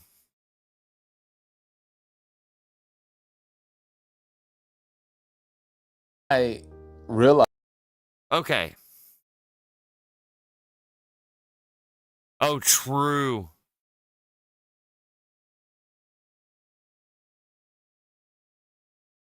Now, this video, it was literally the reason for me doing this live and making my gaming channel, because I was debating on it for so long, but then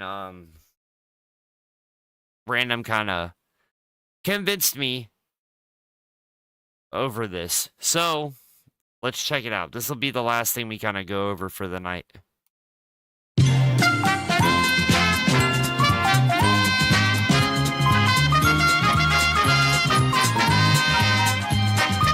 Welcome back. Again! We just need to talk today. No need to have a long, elaborate intro or anything like that, because I'm simply just going to be speaking to you. Don't worry, this isn't an I quit video or I'm leaving YouTube or anything like that. But it's not probably... I would hope not.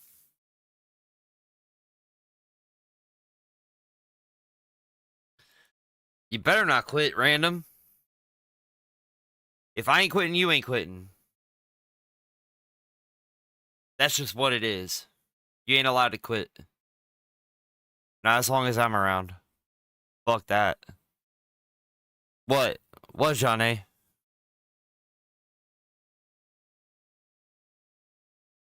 Probably going to be the most uplifting at times type of video. Now, before Oh, you no, hit the Johnny. comments or somebody tries to send me a message or Oh, no. Don't do it. Don't do it. You don't know. There's 3 people in chat right now, and one of them's not talking. You don't know who it is. or DM checking to see if I'm okay, or if you're going to send mental health experts out to random university, please pause on that. If you've learned anything from Pause 101, it should cause you to at least wait a second and hear me out. I'm okay. I am okay. But this is the one place where I know I can speak freely and not have anybody interrupt me while I'm trying to speak. Because if I ever try to speak to people in real life, just like probably many of you can understand or relate to, people like to cut you off. I'm just playing. I'm just playing. I'm just playing. I wanted to cut him off before you said cut you off. And I get it. I was debating on whether or not to make a video or just do it in a live stream, and then I realized that probably doing it in a live stream would be best, because then I can just clip it and then upload it right after. Because if anybody misses the live, then they can see the video on the channel. So, it is what it is, but yeah. Off and they don't like to listen. They would rather just respond and give you their 2 cents or 10 cents or 50 cents. Don't really matter. It's too much. You don't really want their input. I learned from one of my friends a long time ago, and I'm glad that she told me. I learned it at a really young age, luckily, and that was to just shut up and listen. She just simply wanted to vent. I was, being the guy trying to, find a solution, help her out, give her some advice, and she did not want that. She just simply wanted to talk. And the older I got, the more time passed on, the more I realized, I get it. Advice or whatever, that can come later. But sometimes people just need to get whatever off of their chest. But this has already been way too long-winded, so let me go ahead and get to it. I have effed up this channel. I've said that before in the past, but I really mean it this time. I screwed it up because I heard another YouTuber, and he was one of those YouTubers that's giving YouTube advice, and I really want to make a video talking about how you basically should run away from any YouTuber whose whole channel is dedicated to giving you YouTube advice, because they are all scammers. Probably, more than likely. Wouldn't surprise me. And I would love to make that video, but I want to know that people would watch it. Sort of like my last video talking about old man getting rocked by the bison. I really liked making that video. I enjoyed making that video. I had a... Well, you know what, Random? I didn't watch it because you didn't put my Air Bison logo in there. It hurt my feelings. Should have put my Air Bison logo in there. whole entire video. I'm just playing. I actually watched the whole thing. I actually watched it.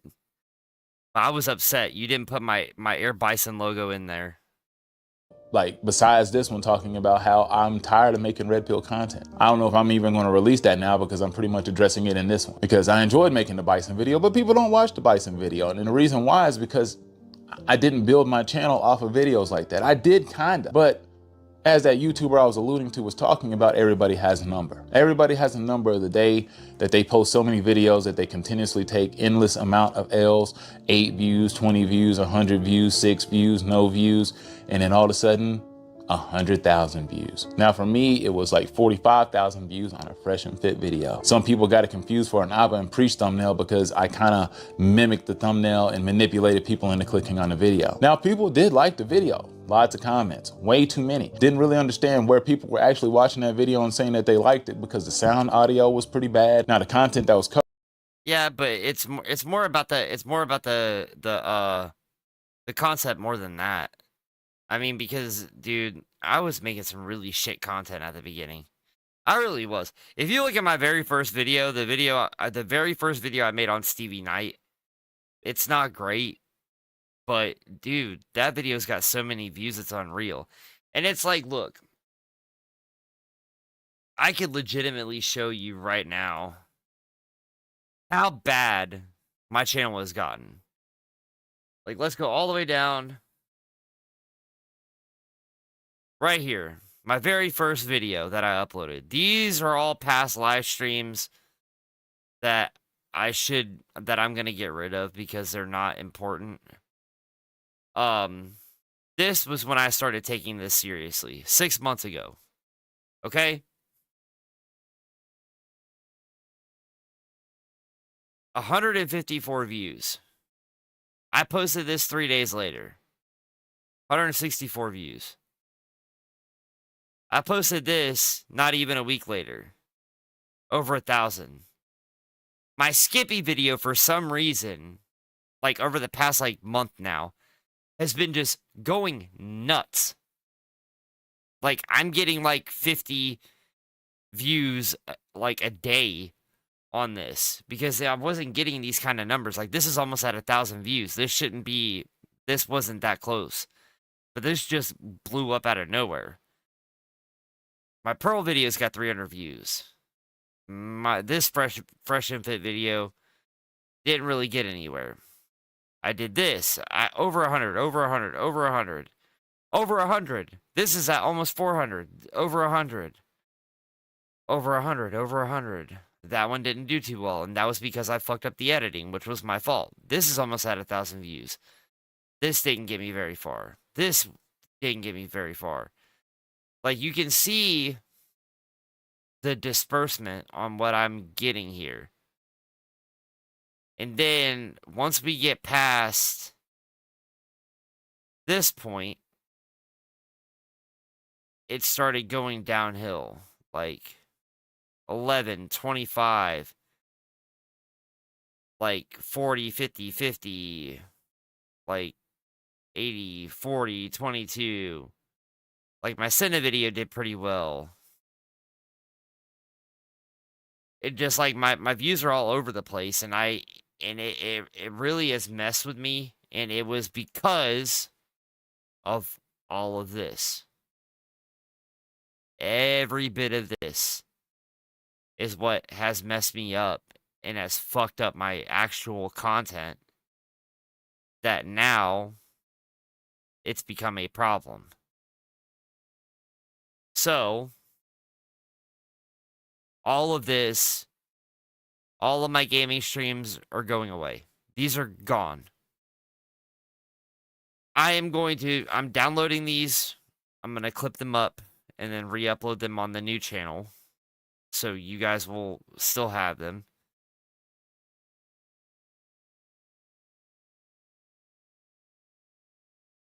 And they started pushing your channel in a different direction.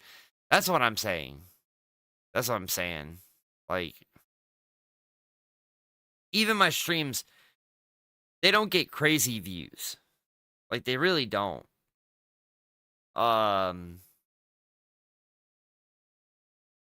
Like, none of them do. Like, my Corey Holcomb one did. But that was about it. I don't think I've ever hit over 100 views on a live stream afterwards. It's just never happened. Yeah. But all of these are going away. I'm gonna download them, clip them up, and upload them in separate parts onto the gaming channel so that way they're there. Because I don't want to lose them. Especially all of my Kingdom Hearts streams, I do not want to lose.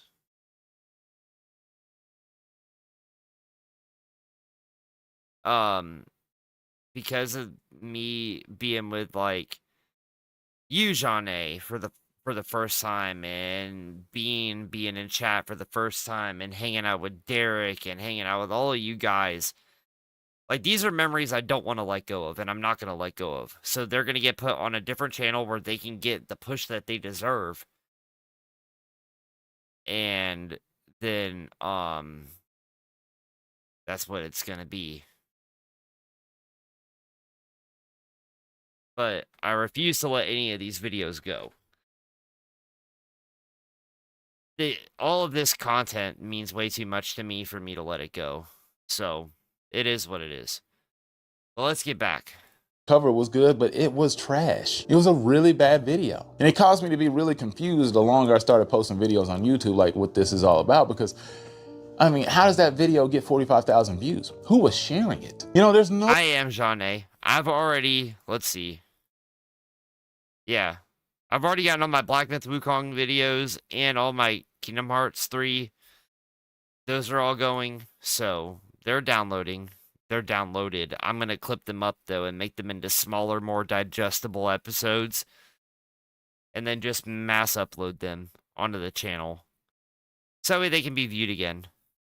No way. People were sharing this video to other people like, dude, you got to watch this. I'm like, it just wasn't that good. Like, damn, this is the new dude coming up. Like, I mean, is he? Am I? But that felt like that was my day. And then I should have followed that video up with more fresh and fit type of content, more red pill, more what I do sometimes now when I get views on this channel. But I wanted it to stay Random University. I wanted to talk about other things I wanted to talk about instead of bending the knee to the algorithm. I spent about 2 years really trying to fight the algorithm. You know, maybe. True. I don't want to just be a niche, like, channel. It sucks. I think it's stupid that we have to be within a niche. I think it's dumb. Like, I don't understand why channels aren't picked up and exposed for their variety. Like, some people like variety in the content. That's why they go and look at multiple channels, because they want that variety. So why not commend a content creator that can pull off that variety at the same time? Why stifle him and shove him under the rug because he's not willing to fit in a niche? Yes, 100%, Jean A. I am going to. About almost full 3 trying to fight. I do have to figure out how to make shorts, though. I really do need to figure that out because I'm very bad at it. That algorithm and trying to do it my way, and it just doesn't really work that way anymore unless you are a huge YouTuber. Another thing I see on the platform is, you know, you see a whole bunch of huge YouTubers, they don't get as many views as they used to in the past. It's really hard to see somebody get 1 million views now. Back in the day, it seemed like that happened often. Now, if you got 1 million views, you really had a great video when it comes to YouTube or the algorithm or whatever way you want to view it. To get up to that number, it must have been something huge. But then I look at somebody who I sometimes hate on his channel, like Black Guru, and he had a video that got over 1 million views. I watched the video and I was just waiting for the moment to be like, man, he was cooking. Well, no, with YouTube Shorts, it's under 3 minutes.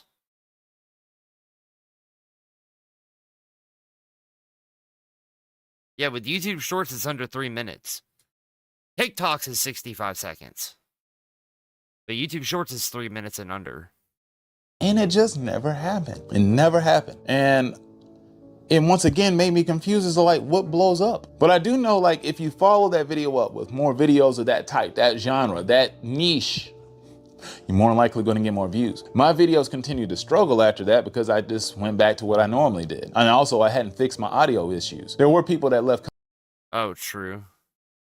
Comments talking about, hey man, if you fix your audio issues, I think you're going to have a good opportunity to do something good on this channel, which eventually, obviously, I got right. Hell, I remember the video, I got it right. And that was talking about like top 15 places to like not take a chick on a date. I was sitting in the kitchen and I remembered it was one of my first videos with decent audio. The first time it was clear. The other ones I was manipulating it and trying to make it happen because I was plugging it into my laptop and it was just trash and it wasn't really working. But I realized though, like, I really want to make different content. I have other ways I want to progress the conversation. So like we talk about red pill people on this channel and, you know, I want people to learn something here at Random University, but I feel like I'm just replaying the hits at a point in time.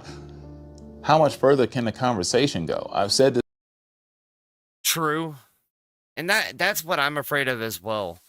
I'm afraid of being stuck in a niche and then I run out of things to talk about in that niche. And then it's gonna kill my channel. That's what I'm worried about more than anything.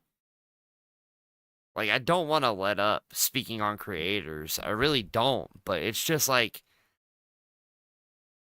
how much can really be said? I mean, I know I'll be repeating myself a lot, and I'm fully okay with that because a lot of these creators need to be called out, and they deserve to be called out. Like Tectone Asmongold, fucking NMP Law for the bullshit that he's done, fucking Stevie Knight for being as dumb as he is, Fresh and Fit for being complete morons, the Tates for being arrested for being dumbasses. I mean, there's just so many people that are worth calling out. But the argument is going to be relatively similar. So how much more can I progress the conversation at that point? And I fully get it. I really do.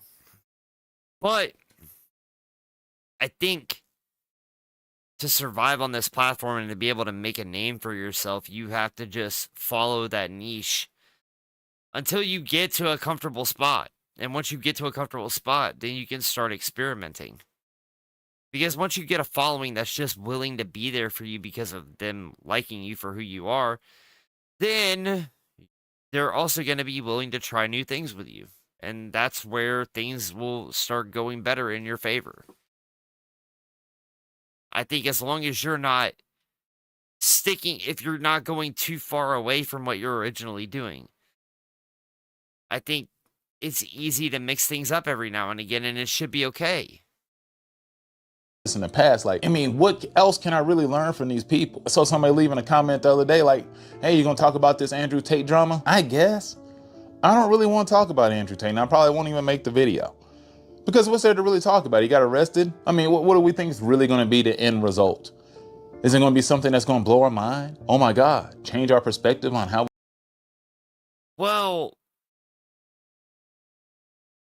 if he ends up a free man, then yeah, that will blow my mind. If he goes to prison, which I'm pretty sure he's going to prison, no, it's not going to surprise me. But if he gets free, then yeah, I'm going to be fucking shocked by that. We view Andrew Tate? Probably not. Nothing is probably going to come about this. I mean, yeah, well, he might serve some time in the UK. He's going to probably get out and released,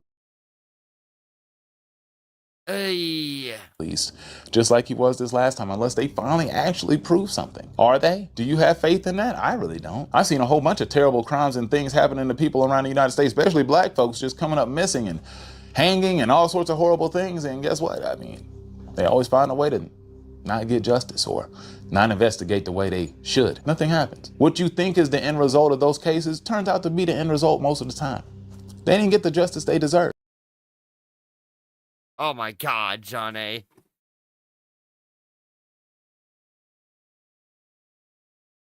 Oh, I know. And I know you're a goat. You're the goat for doing that.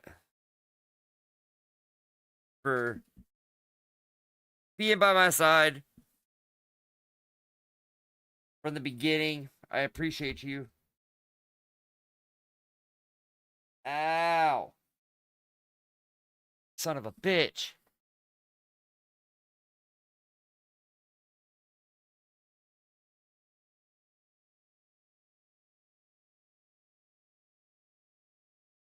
Fuck!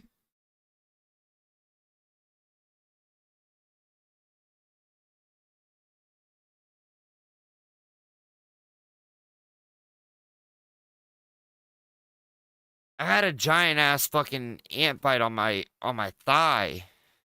And it hurt like a bitch. I had to pop it.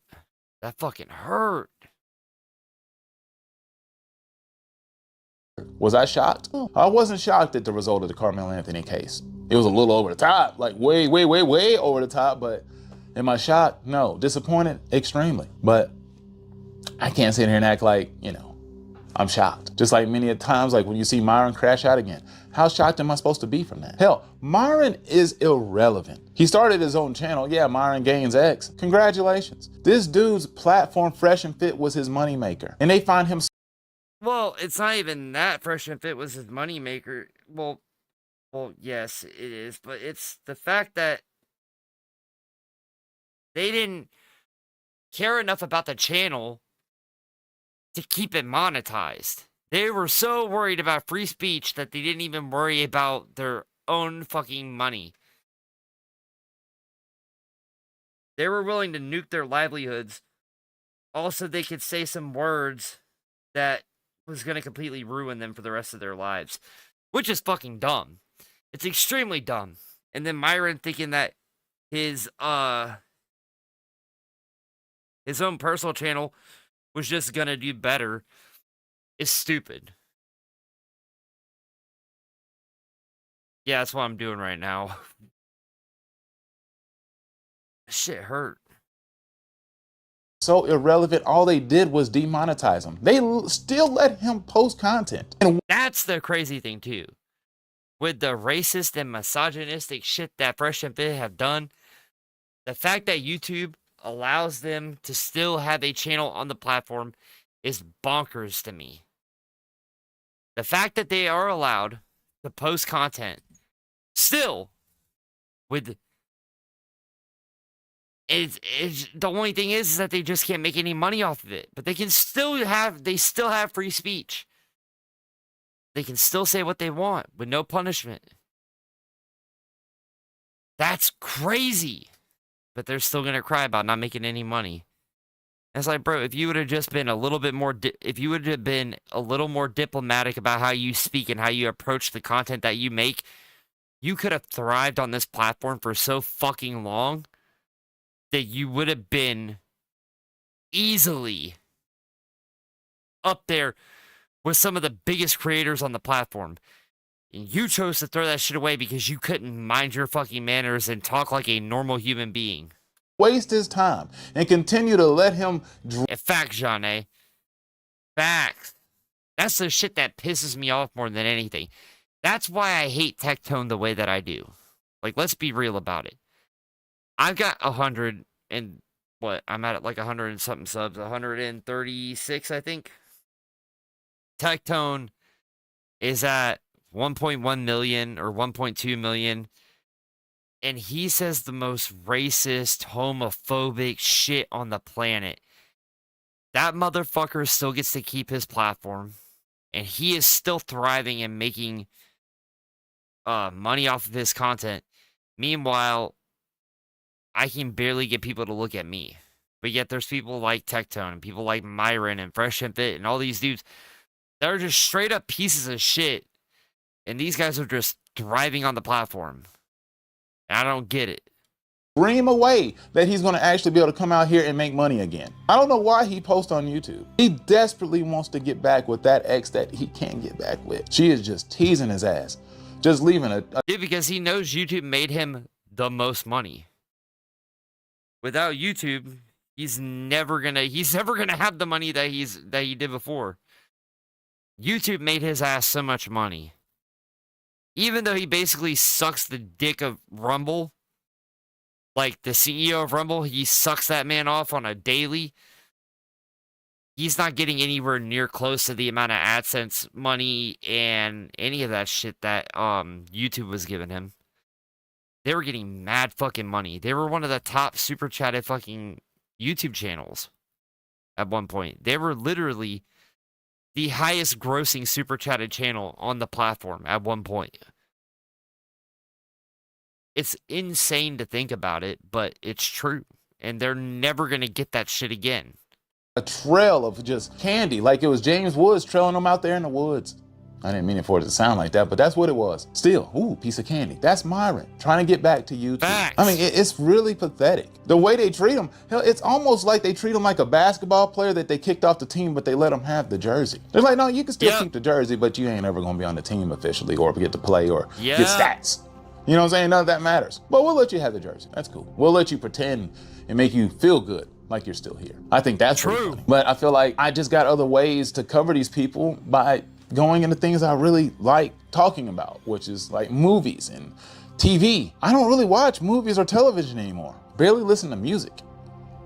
Because I'm always listening to YouTube. Constantly. True. That's why I wake up at 3 a.m. before I go to work. I just put on music and wake myself up because if not, then I miss so many opportunities to just listen to music because I'm so inundated with trying to keep up with what's going on online. So I just ignore everything else and it sucks. Trying to find something else to make videos on. I really do enjoy making videos. But I find myself enjoying the videos that actually get me more views way less, because that's what I allow my channel to turn into. It's my fault because I really didn't want to let down people who all of a sudden started liking my channel. And I want to pivot my content extremely bad, but I don't want to pivot it for no reason. Now, there's a reason why I started my other channel, the gaming channel, so I can rant about video games and sometimes movies and stuff like that without having to try too hard. But I also don't want to start a whole nother channel and start from scratch, because it feels like it was almost impossible to get to where I'm at now. I'm shocked that I'm at where I'm at now.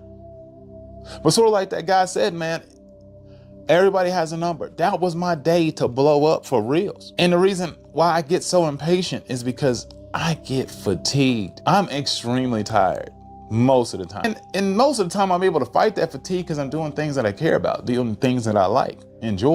True. Like, I could bring the wife in here and have her explain to you guys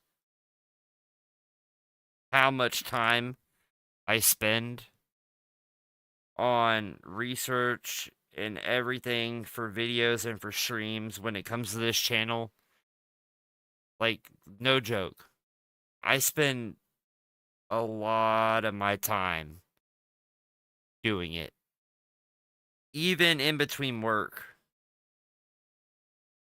Like, I get off, I'll get home, and then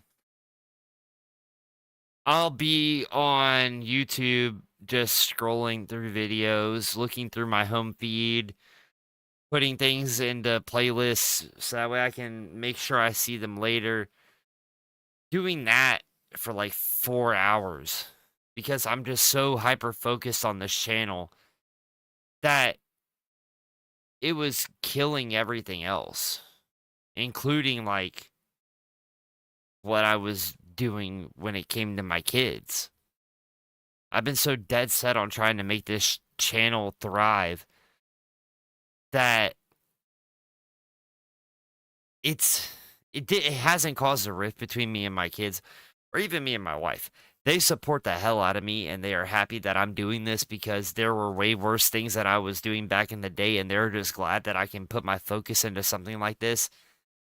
And they're happy about it. I'm giving up so much of my own personal time, even work time, that I think if I don't start doing things in the right way, then all of this effort that I'm putting in is going to end up being for nothing. And that's where I think my problem is. I think I screwed myself by gaming on a commentary channel. I think I screwed myself by constantly gaming on a commentary channel. And I probably cost myself maybe another 100 subs if I would have just never have gamed on this channel. And it sucks because I'm never going to give up on this, the hope of doing this, because this is something that I've wanted for so long. And I'm at the age where giving up isn't an option. I'm going big or I'm going broke. I don't give a fuck. I'm never letting go of this. And that's just what this is. But I need to make sure that I'm doing things the right way. And if I'm not going to do them the right way, then I'm going to end up screwing myself.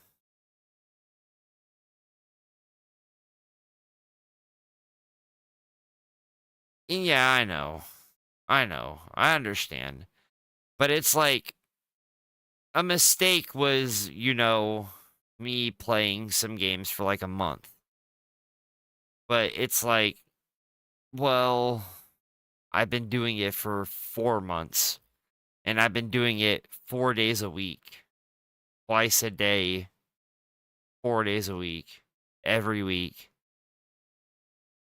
And it makes the algorithm completely confused, because then I'll post a commentary video and then that video does numbers, but then you look at my gaming videos and then my gaming videos get nothing. I think most of my gaming streams top out at like 20 views, if I'm lucky. And it's the same thing, like, I spent so much time on my Steve Wilkos video that, like, no joke, was something that I was willing to talk about. And the thing that pisses me off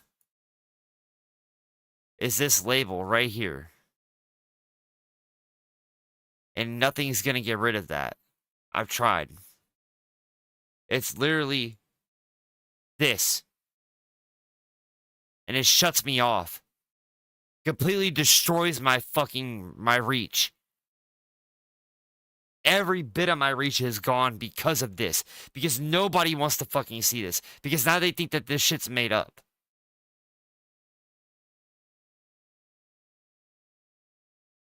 Like, I literally fucking sat there and just started combing through everything. And getting hashtags and tagging this as fucking much as possible, so I can get as much reach as possible. It's literally...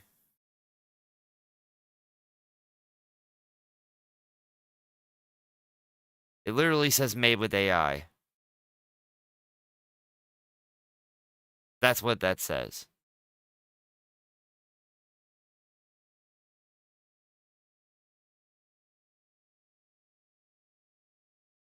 That's what fucked this video up.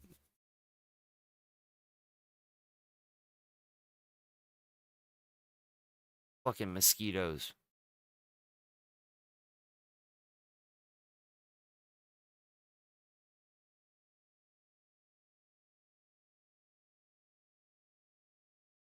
Oh, you son of a bitch.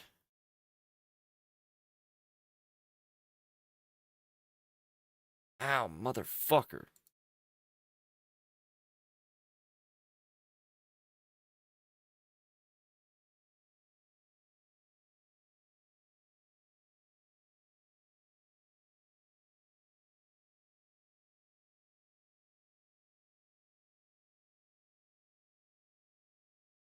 Well, no, it's not. It has nothing to do with that. It has everything to do with it because of, like, legit, because of this opening scene here.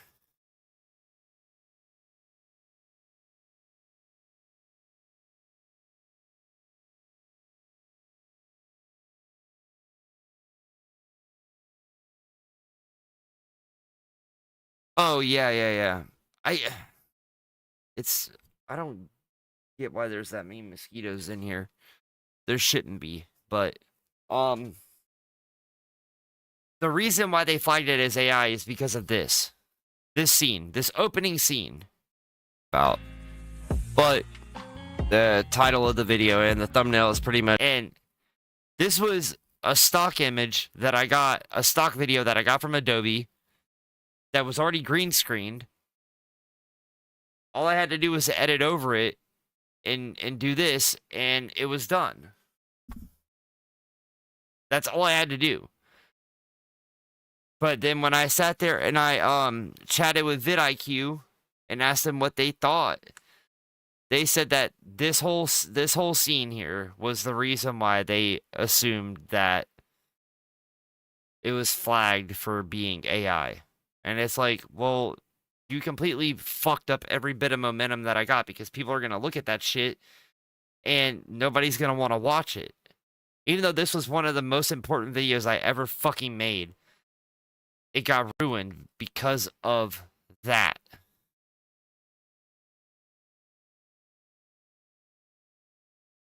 Boy, making content, making videos, playing sports when I possibly can, going to my acting class, engaging with my friends, like stuff like that. Other than that, I'm working a lot. When I'm working terrible hours, I work overnight.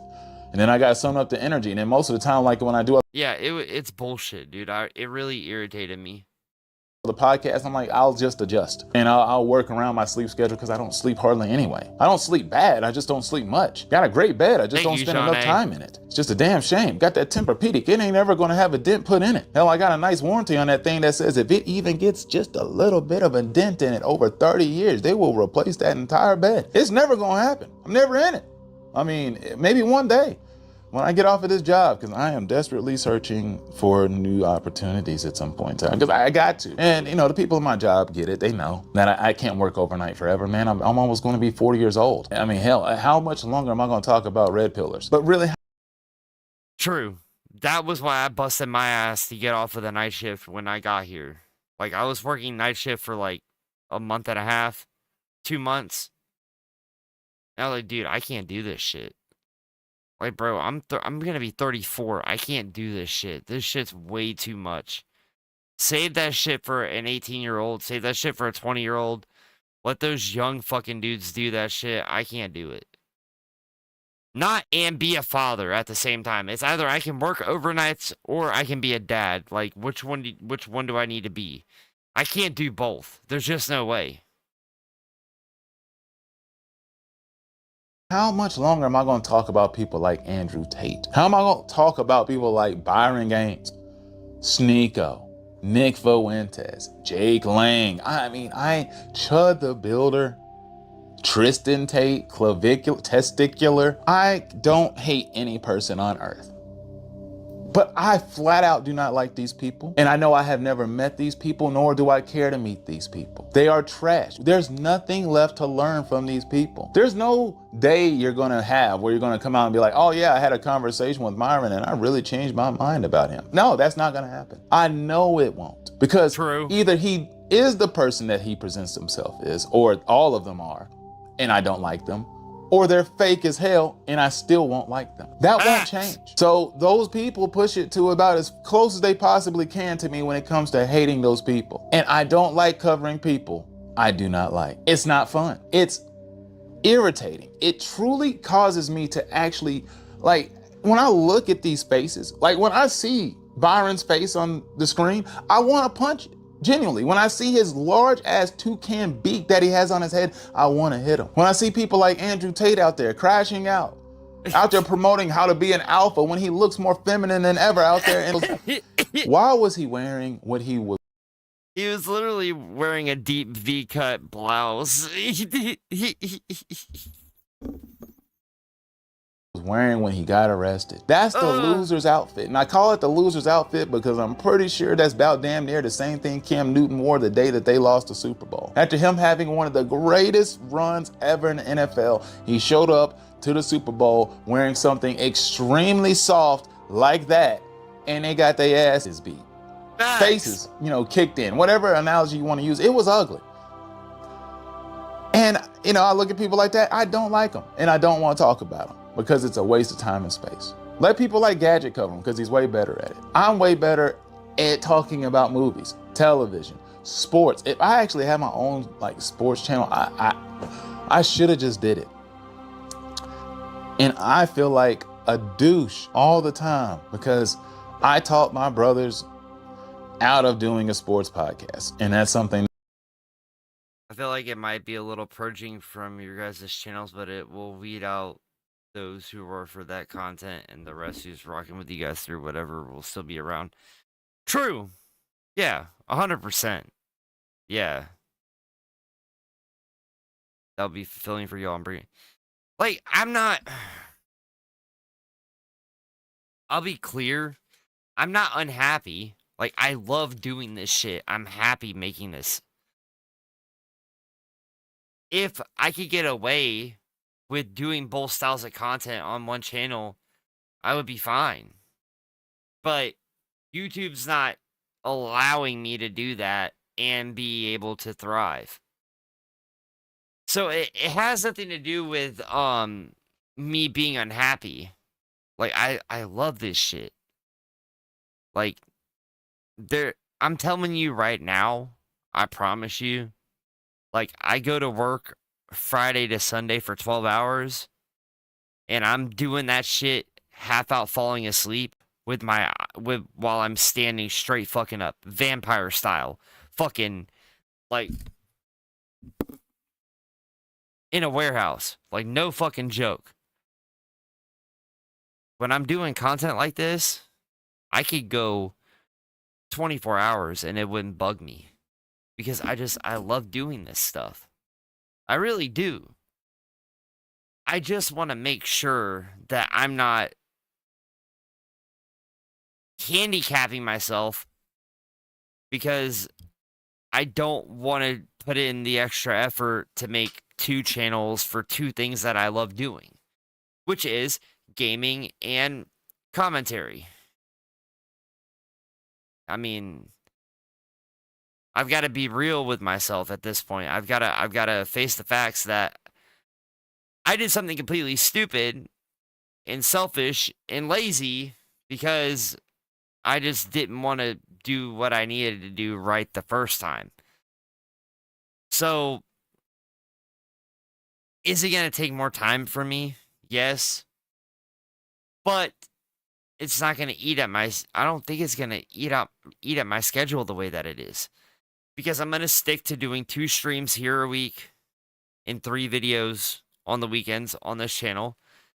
And then doing 2 videos and 2 streams on the gaming channel. You know what I mean? So, during the week, I do 1 stream in the morning on the gaming channel, 1 stream in the evening on this channel. And then, you know what I mean? I still do 2 streams a day. It's just on 2 different channels. So, I figured out a way where I can do the exact same amount of work in a shorter amount of time because now I'm not having to spread myself too thin. Now I can consolidate and block everything out, and I can still get 3 days off a week where I'm not really thinking, or even 2 days off a week where I'm not really thinking, and I can make videos for the main channel, have them all uploaded and scheduled, so that way Friday morning there will be a new video, Saturday morning there will be a new video, Sunday morning there will be a new video, and then come Monday morning there will be a live stream on the gaming channel, and then that evening there will be a live stream on this channel. Skip Tuesday, go Wednesday, live stream on the gaming channel in the morning, live stream on this channel in the evening. Skip a day. You know what I mean? So I still get time off. I still get a way to prepare. I still get a way to do whatever I want to do. And it's going to benefit me more. Because I'm going to be putting in consistent effort into both channels. And it's going to spread. And I think that that's where I might be able to succeed. And I think I've accepted that, and I think I'm good with it. That's why I spent like 3 hours today making a banner and a fucking logo for the gaming channel. So I think I'm on the right path. I just need to follow through, like legit follow through. Same thing with my Patreon. Like my Patreon, I need to fucking follow through on. Because until I hit 500, Patreon is going to be where I'm going to be doing exclusives and things like that. Things that I can't post on YouTube because I don't want to get copyright striked. I won't get copyright striked on fucking Patreon. I can upload whatever. Like music reactions, things like that. I can do all of that stuff on there. So, I've got a lot to do in a short amount of time, and it sucks. But I wouldn't want it any other way. That we would have had probably way more fun doing. Because I was telling them what would be better for YouTube is to talk about current events and current topics. Which maybe I was right, maybe I was wrong. Because I was like, man, there's a billion different sports podcasts out there. There's a billion different players that they all had their own podcast. They all had their own thing. Why would anybody listen to us? And it's the same thing, even when it came to the podcast or me making my videos, why would anybody listen to me? But I never really made my videos for people to just listen to my opinion. I know my opinion is going to be out there, but I figured most people are just watching the video based on the subject matter. Not necessarily to be like, oh, he's cooking. And I get that, you know, you get that over time, or maybe he's really funny, or some people are really engaging, and that's why you go back to their channel. So I want. Well, I mean, not trying to toot my own horn, but wasn't that what you told me when you looked at my channel? That's what you said to me. That, you know, I asked you to check it out. You checked it out once, and then you realized that there was something there, and then you check it out all the time.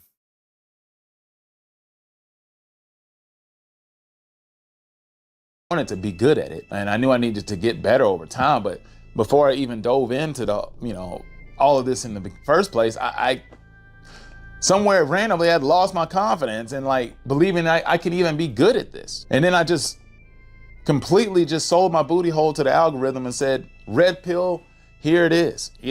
Just take me. And it did. I started just mostly focusing on that content. And I didn't want to let down anybody in the comments. Didn't want to let down subscribers because people enjoyed the videos. And so I'd work harder at trying to provide the things that people said that they liked in those videos, and hopefully people are still enjoying them. And not saying this all in today's video if you've even made it to this point, because I talk so freaking much.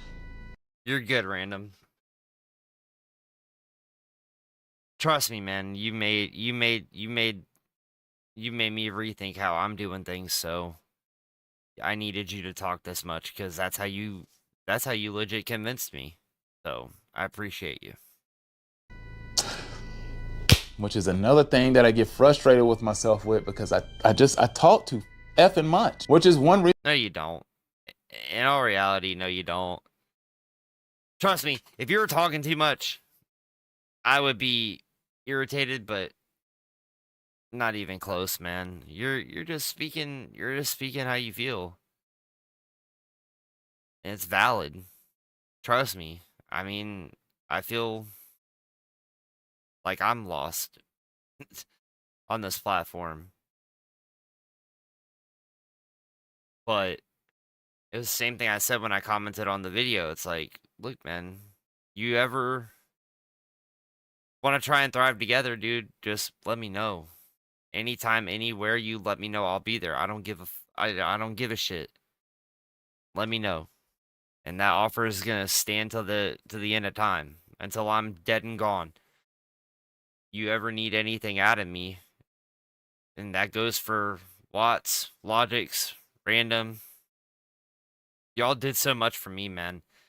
It's like anything y'all need from me, I'm there. So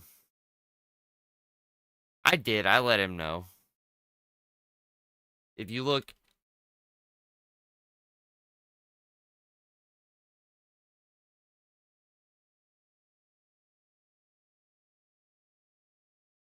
he knows.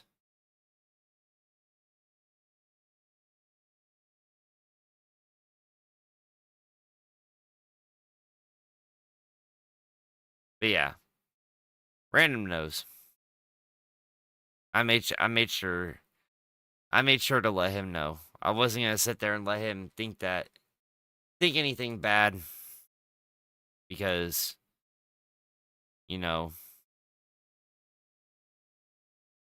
I feel like he feels the exact same way that I do, and we're just in different places.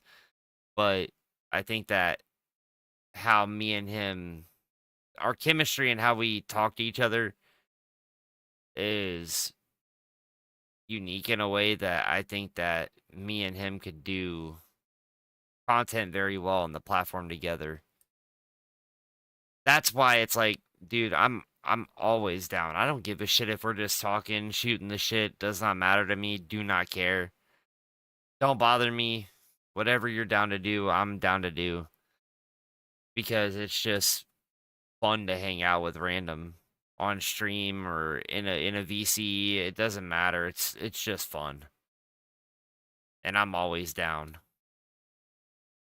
Reason why my videos probably don't pick up as much as I would like them to, because I don't ever shut the F up. And so it's like, there's a part of me that's like, well, Mike, it's your channel. Go ahead and speak. Speak your piece. This is your place. But it's also like, yeah, but I want to grow my channel. What's best for the algorithm? Shutting the F up. So what's more important to you? Growing your channel or sharing your opinion? Ultimately, to me, it's growing my channel. I want to grow. I want to be large. I want to get a lot of subscribers. I want to get endorsement deals so I can make money. I've never had a lot of money. I want to have some. I want to be able to save. I want to be able to put some on the side. I want to be able to buy a house. I want to I feel you, dude.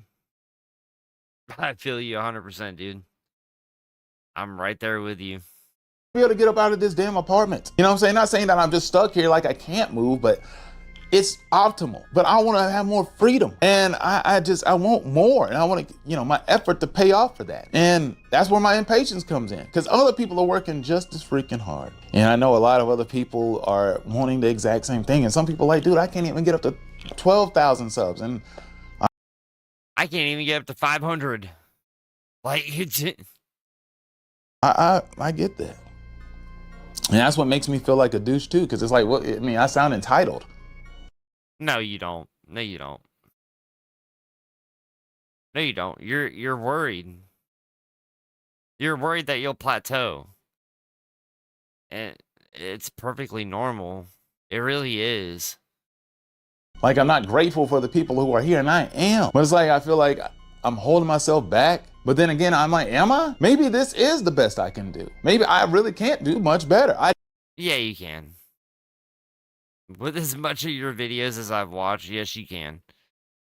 You can evolve from this point. Like, just don't give in. Don't. I don't know. But there's a big part. Because I'm telling you right now, if that's as good as you can get, I sure as hell am not going to get any better.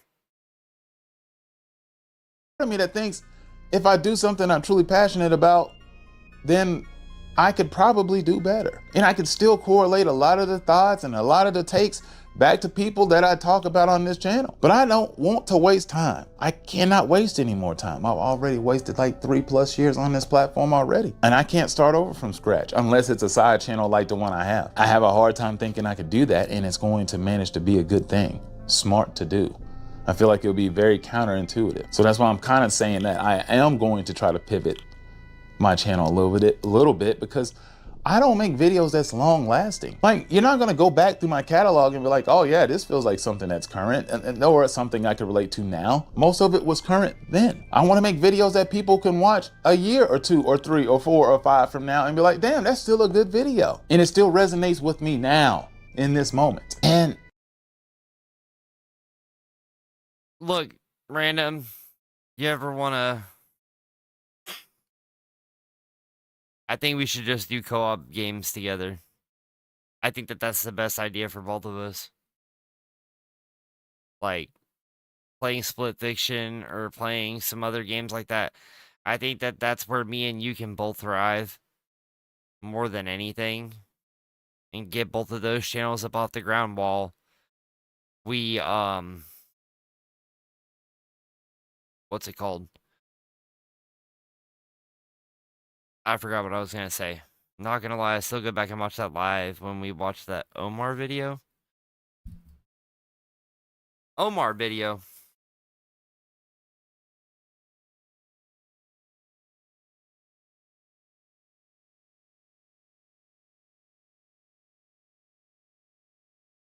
Oh, yes.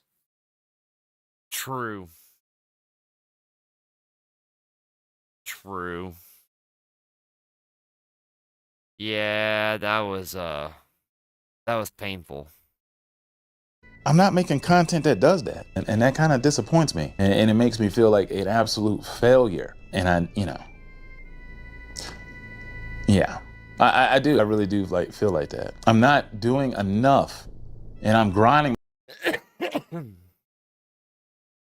Yeah. True. True. It was crazy.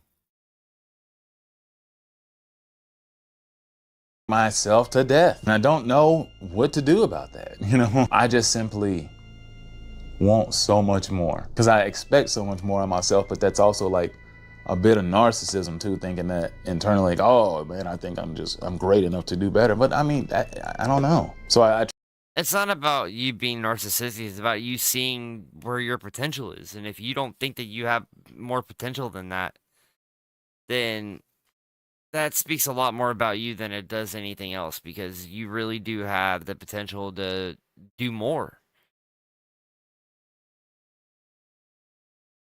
And I think that you can. You just need to have more faith in yourself than what you have right now. Easily.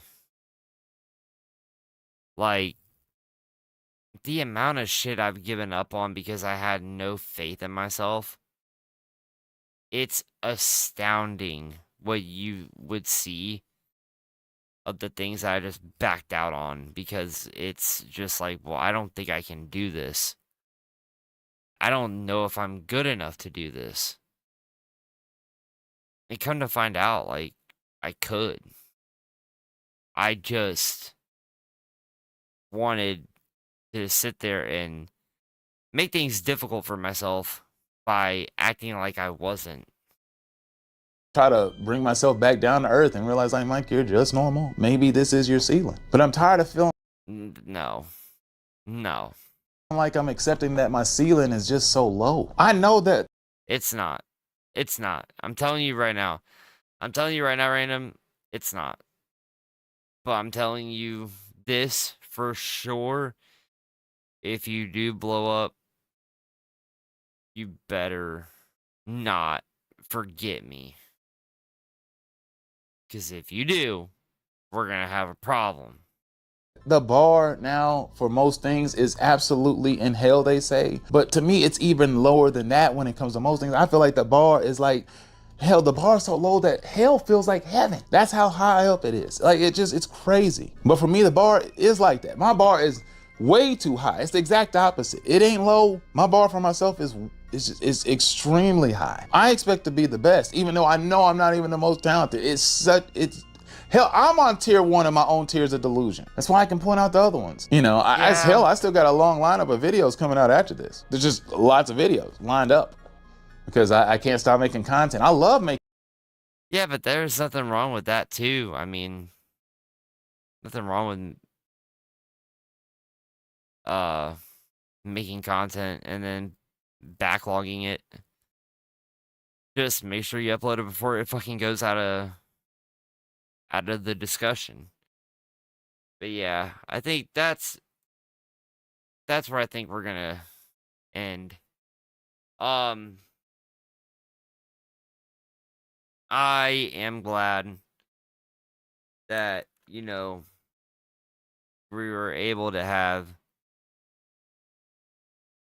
all you guys here to hear me out about what my plans are for the channel and everything like that. I got called into work tomorrow. Oh.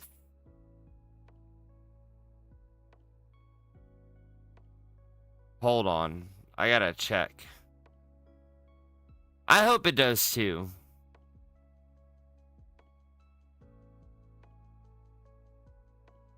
Oh, fuck.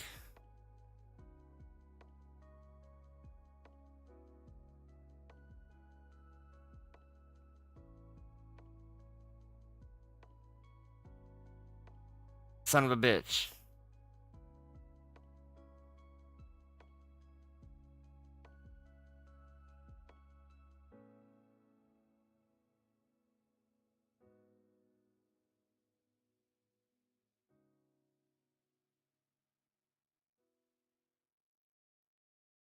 Fuck. I gotta get a hold of Logix. Yeah, guys. I gotta reschedule a video. Fuck. This sucks. Fuck.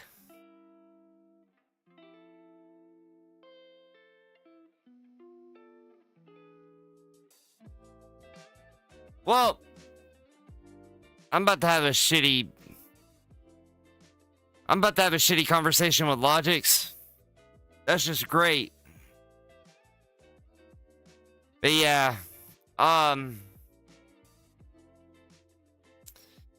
I'll see you guys in the Discord. You know, I appreciate all y'all showing up. We're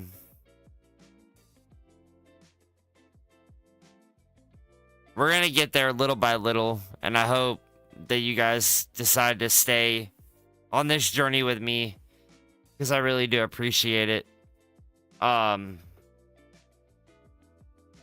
it means a lot. But yeah. I'll see you guys tomorrow evening.